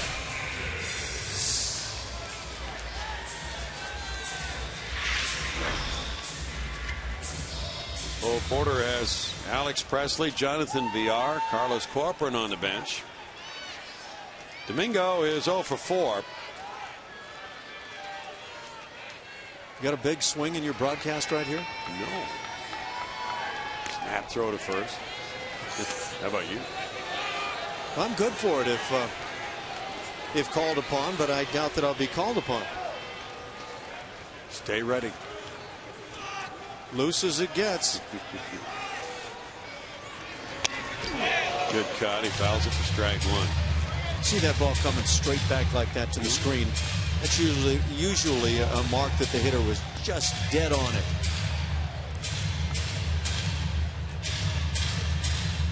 Ted Williams would ask hitters, sometimes they love to talk hitting, if they could smell the wood burning on their bat. That's actually a standard at home plate. You'll get those foul balls that'll come off burning the, I guess the horse hide. What is it these days? Is it cowhide on the baseballs? Yes. Anyway, it'll burn either that cowhide or the wood. I'm not sure what it is, but there's this unmistakable scent at home plate after some foul balls or pop flies.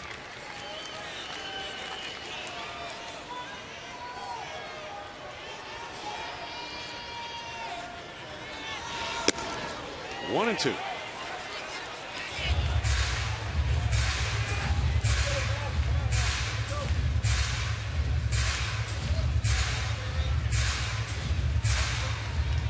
See, Ted didn't get to hang around home plate like a catcher.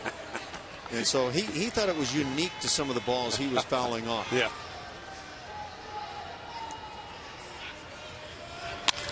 Up the middle, and that will make it into center field. A hit for Dominguez. Carter will stop at second. The ball gets away from Dyson. Now Carter gets to third base. It's a single and an error on Dyson. And it's first and third, 2 outs for L.J. Hose. You know, that's a big 90 feet for various reasons, but I think Bo might have been challenged a bit as to what he did there with Chris Carter had he had to stay at second base. Yeah. Nice hitting by Matt Dominguez. Starting to come through with better and better swings. Bo's going to pinch run anyway at third with Jonathan Villar running for Carter now. Well, should a ball get 15 feet away from the catcher? Maybe one of those scenarios where you love to have that speed of Villar. I was wondering the previous inning when Marwin Gonzalez was on first and then on second, where Villar might be at that time. And now he's in, pitch running for Carter. L.J. Hose is 0 for 4. A chance to win it right here.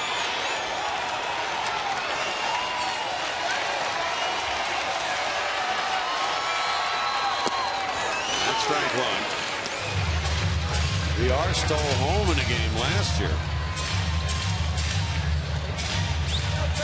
He likes to mess with the pitcher a little bit, but a left-hander can't see the base runner very well anyway.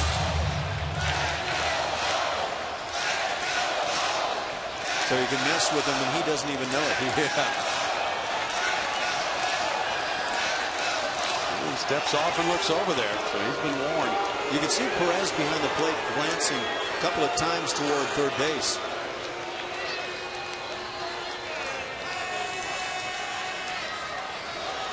VR loves to take liberties off third. Strike, and it's 0-2. LJ's had some tough pitches called on him throughout the evening. He's going to have to loosen it up here.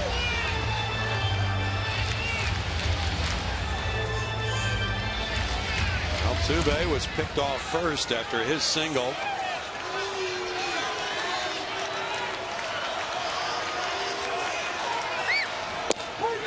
Strike 3 to win the 10th inning. No runs, 2 hits, 1 error, 2 left. We move to the 11th, tied at 4.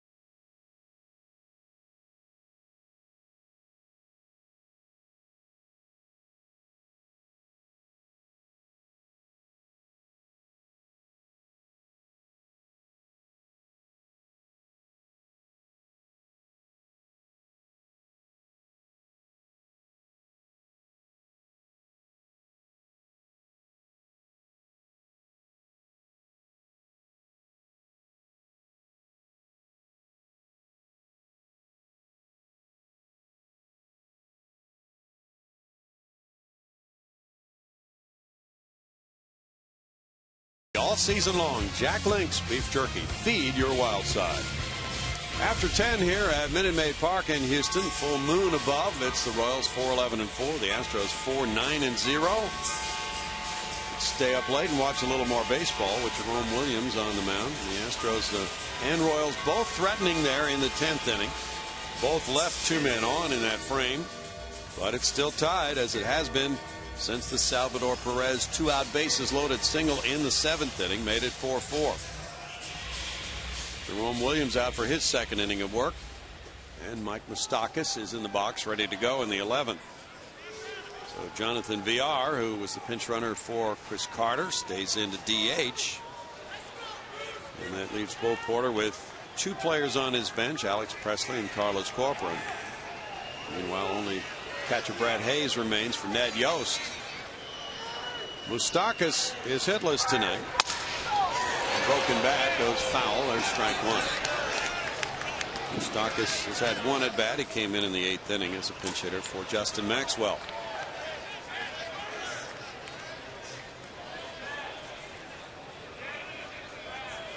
And gets that new piece of lumber ready to go. Moustakas and Matt Dominguez, very good friends. They were on the same high school team in Southern California.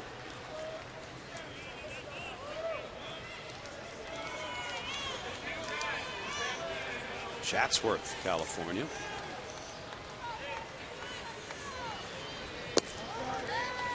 Just off the plate for Jerome, a 1-ball, 1-strike count. Jerome Williams, born in Hawaii.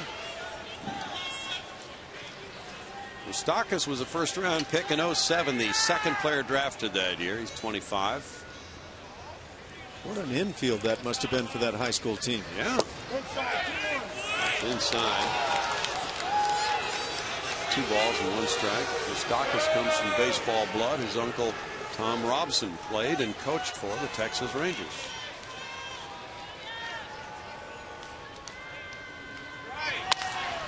High to right field.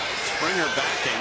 Springer all the way back at the wall, watching this one go for a Kansas City lead. 5-4 in the 11th. Moustakas with a home run.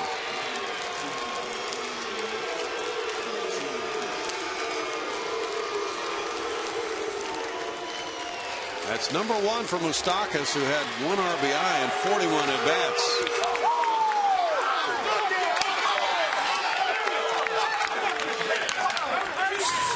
Sometimes it can come down to just one pitch. The previous pitch from Jerome Williams looked to me like he wanted it, did not get the call, and I don't know if he felt like he got forced into a fastball in that scenario, but no doubt that's what Moustakas was looking for on the 2-1.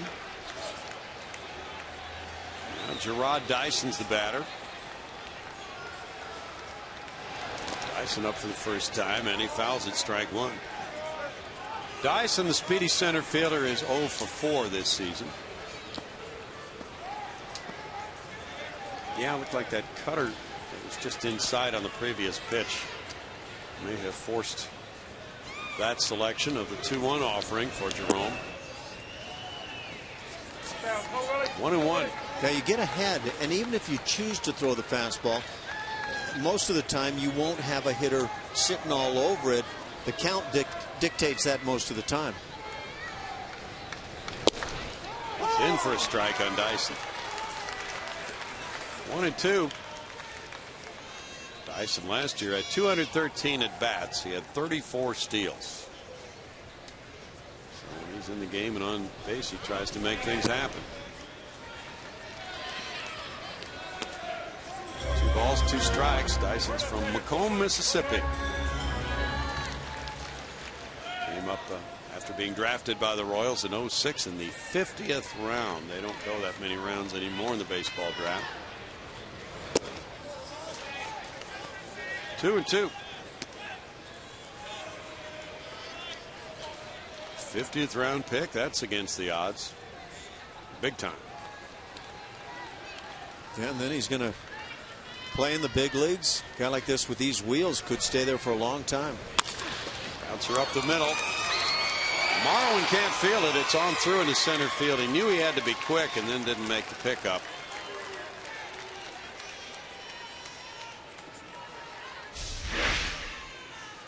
Here's the home run swing. And you can see him cranking up. He basically wound up into that fastball. Yeah.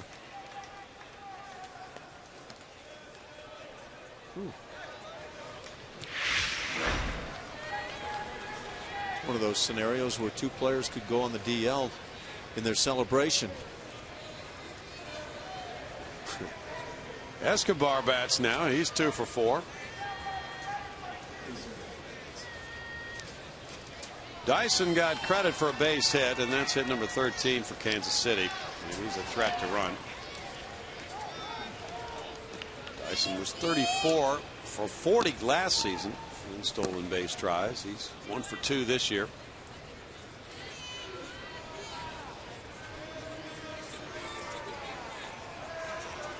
Eight men stranded for the Royals. The Astros have left 10 in this game. Hunter takes off. Boy, is he fast. There's the throw, and it's high. He is a blur. That was a pitch out scenario. And Castro was moving up toward the mound. And he, with the throw down to second, not even close. It really shows you how fast he is. Where Castro is when he releases that ball. See ya. That's what we're hearing about Delino DeShields as well, is that people just, they can pitch out, they just can't throw him out. Ball 1 to Escobar. And the Astros expect a bunt from him. He pulls the bat back. It's 2-0. Yeah, that is fast when they pitch out. The guy still steals a base. Dyson is let's see, he's 2 for 3 this season at base stealing. So for his career, 86 for 100.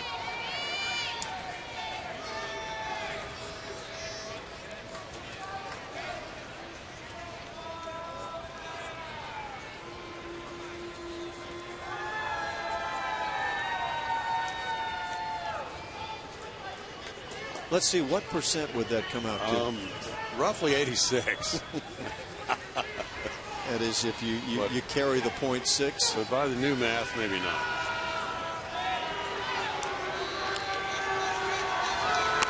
A bunt is popped up, and it goes foul. 2 balls and a strike. You would have to ask a difficult question like that at a late hour. You history majors, you guys never know the math questions, or I guess the answers to the math questions. No. Do you know that many friends of yours who were good at both history and math? I can't remember that far back.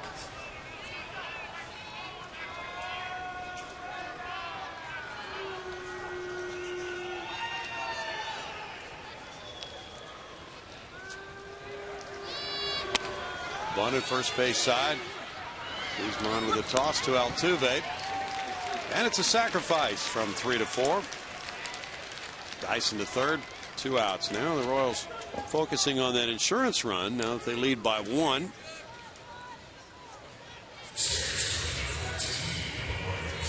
And with a runner at third, and the Astros will bring the infield in with 1 down for Omar Infante. Infante 1 for 5. Had I been Ned Yost, I might have been extremely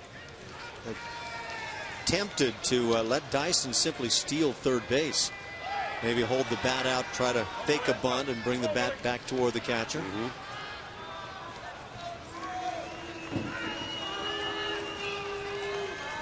Royals closer is right-hander Greg Holland. Ball 1 to Infante. Infante was in the face a few days ago. It's quite the helmet they've thrown together obviously very quickly. He may have worn that last year. That's a long timer for him? Yeah, I believe that goes back a ways. It does protect the jaw. 2 balls, no strikes. I have not completed that study, players in their helmets. Art Howe wore a football type helmet. And he was hit in the face by Scott Sanderson. Well, that was an awful day. You guys were in Montreal, and he said the shadows in the stadium were just really tough. That's exactly right.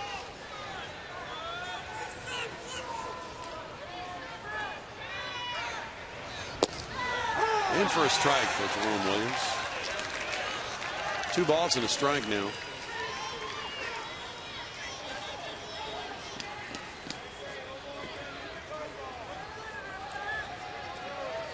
Of course, then there was the Dickie Thon beaning, and we had a couple of rough ones to take. Yeah. He could have been the best Astros shortstop ever.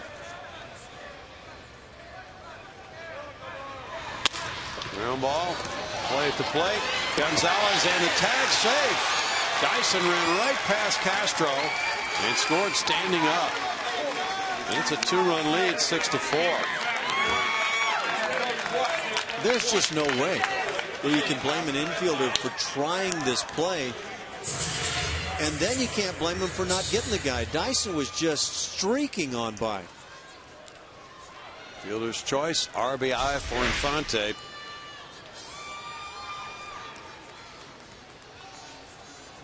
Well, that was a quick release. Everything done the way you'd like. Didn't take any extra steps. Fires a shot to the plate, and Dyson. That's great speed. Eric Hosmer bats now. Strike to Hosmer. He has 2 hits and a walk. Dyson had that running lane, and that's part of the new home plate collision rules. Castro left him that running lane. He just zipped right by Castro. Is it really a rule based on what we've seen? Well, that's the question. Fly ball, Springer in right.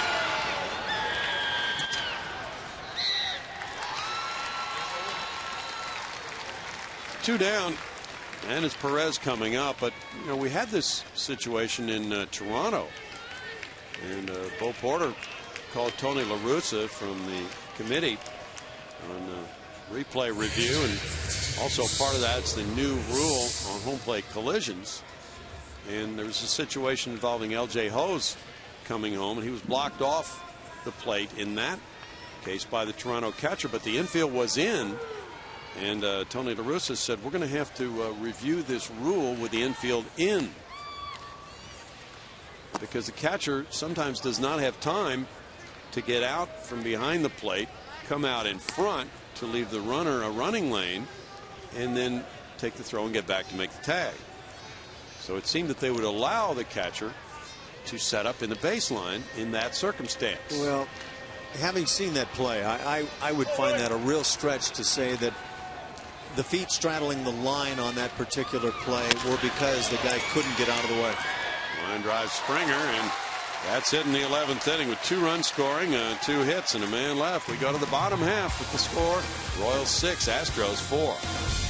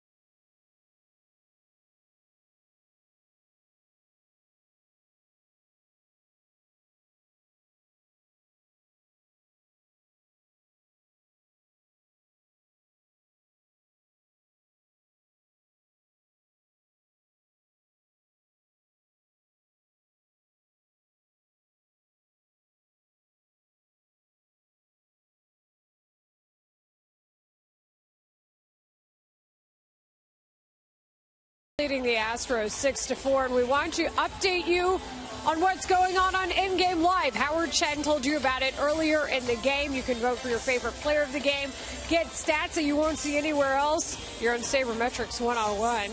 And in the player voting tonight, George Springer leading the way with 67%. Someone just voted for Mark Krause. He had a home run earlier in the game over the Crawford boxes. We'll see if anybody has any magic left in the bottom of the 11th, guys.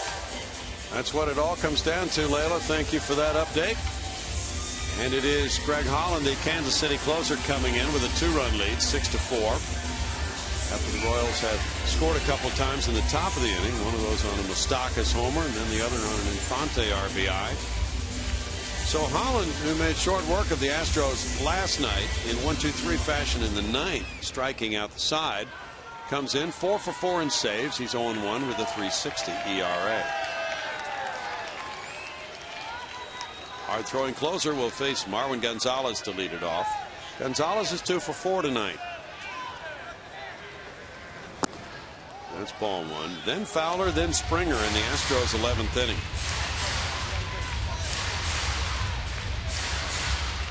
Holland had not pitched in the last week until he came out last night in the game. In the dirt. Showing bunt. Marwin pulled the bat back and took ball 2.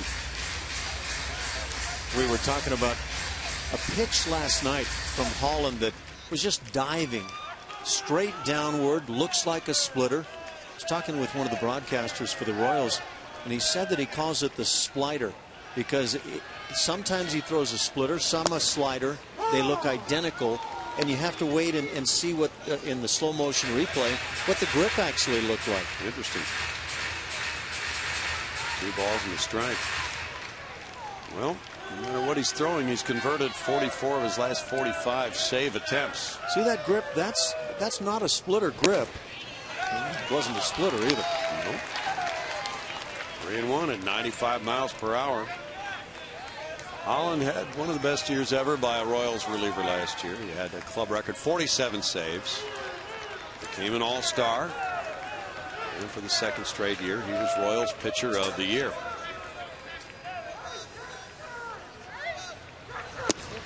in tight for a ball, and there's a leadoff walk.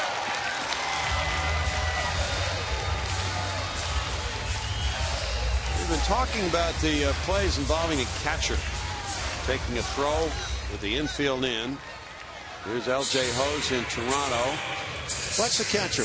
Well, yeah, see how he sets up? Now, for me, he set his feet there intentionally. That wasn't a factor of I don't have time to go anywhere. And it leads the throw right into that direction. It's not a good toss, but makes life tough on the runner, that's for sure. Dexter Fowler looks at ball one. And it's happened a couple of times with the Toronto Blue Jays catcher. And in both cases, when reviewed, nothing was changed at all.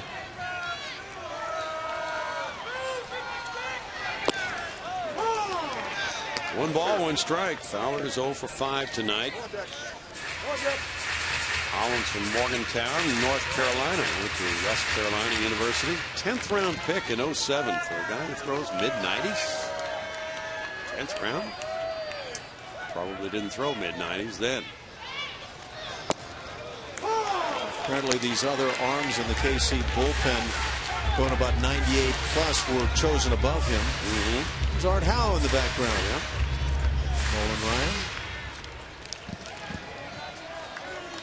Well, Art made the play in Nolan's final out of his 5th no-hitter. And a Dusty Baker ground ball to third. Fly ball out to left center for Dyson. And that's out number 1.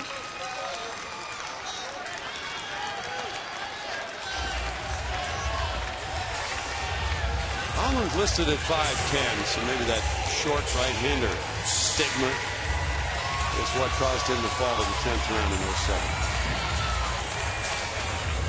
George Springer, the batter. Could it be? The Astros down by 2. Springer is 1 for 4 tonight with a walk. Got an infield hit and scored a run in the 3rd inning in his major league debut. Astros on deck. Powering pop behind the plate, out of play for strike 1. I don't imagine that George Springer's just going to be dead on everything right away and for some time. But one swing after another, I am so thoroughly impressed with his ability to cut it loose. Way up. 1-1 to Springer. Hard to imagine how you can be selective and that aggressive. Yeah. Father George helping him with his development. George went to the University of Connecticut. Late swing there, and it's 1-2. That's really seeing the breaking ball, but overweighting on it. See how he hangs on that back foot? Look at the angle. Rather than getting up on the toe and pushing it, it hangs back there a bit.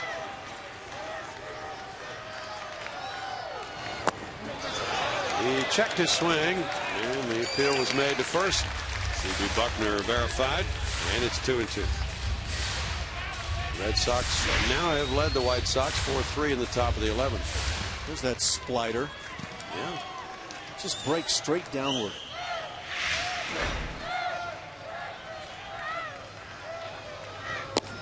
Inside, that looked like a changeup. He's losing his balance, falling all over the mound. Well, his left foot strides left of the line if you were drawing a line straight from the back foot to the plate. Well left of that line. Usually power pitchers will stride more directly toward the plate.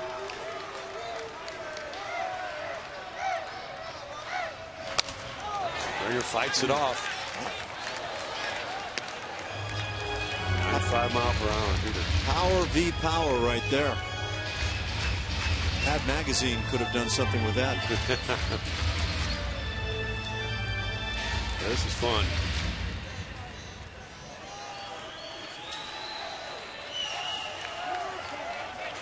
They look like they've been through these wars before. Yes, they really do. I don't think I've ever seen such calm parents on opening night for their their young man.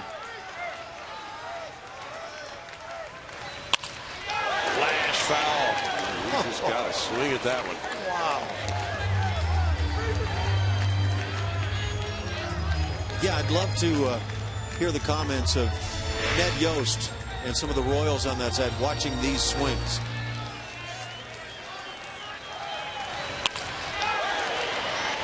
He really does hang on that back foot. Don't look for that pitch again.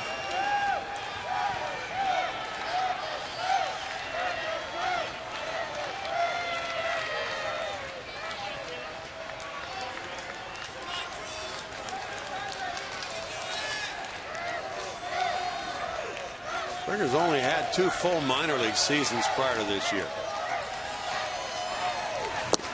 And a strikeout. 2 down. He's asking the home plate umpire if that was a strike. Sometimes you just got to go ahead and hack on those very close ones. You take this and get called out, and for me that's worse. It's a 12 strikeout night for the Royals, and they had 12 last night against the Astros. And Jason Castro, who hit the 2-run homer in the 3rd, is 1 for 3. He was hit by a pitch first time up, and he walked on base 3 times tonight.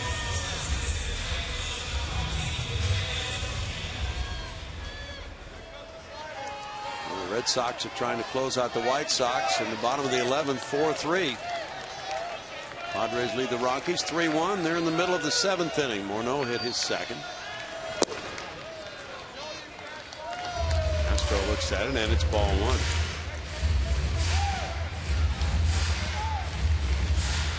1. Dodgers and Giants tied 1-1, top of the 7th.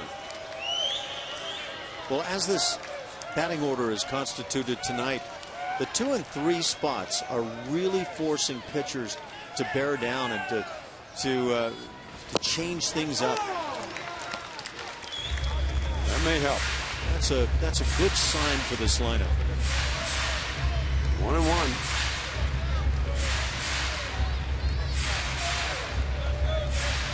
Porter's club had a 4-2 lead until the 7th when Salvador Perez with a 2-run bases loaded single tied it.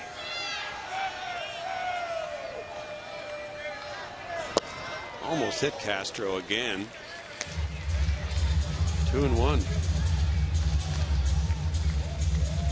He's been hit by pitches 4 times this year already.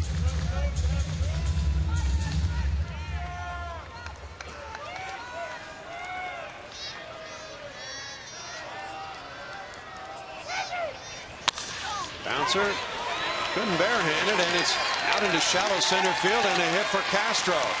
Holland was reaching for it. Castro winds up with a single up the middle. Escobar tracked it down, and the Astros keep the rally going for Altuve now.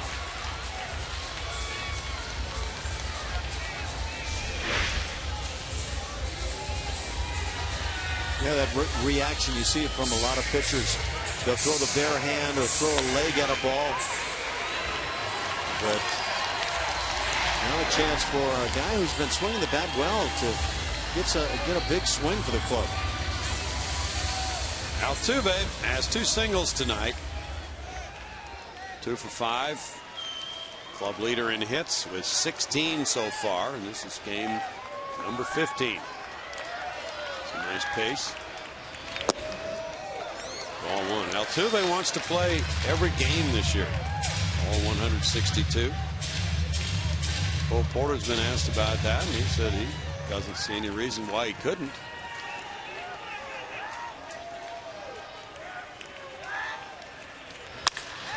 Lashed on a line to left. Gordon over. Gordon leaving his feet, comes up with a baseball to end the game. And in the bottom of the 11th inning, Altuve stings the ball, but it's caught by the Gold Glove left fielder. So the Royals have won the first 2 here in Houston. It's no runs a hit and 2 men left for the Astros. In the 11th inning, the final is Kansas City 6 and Houston 4.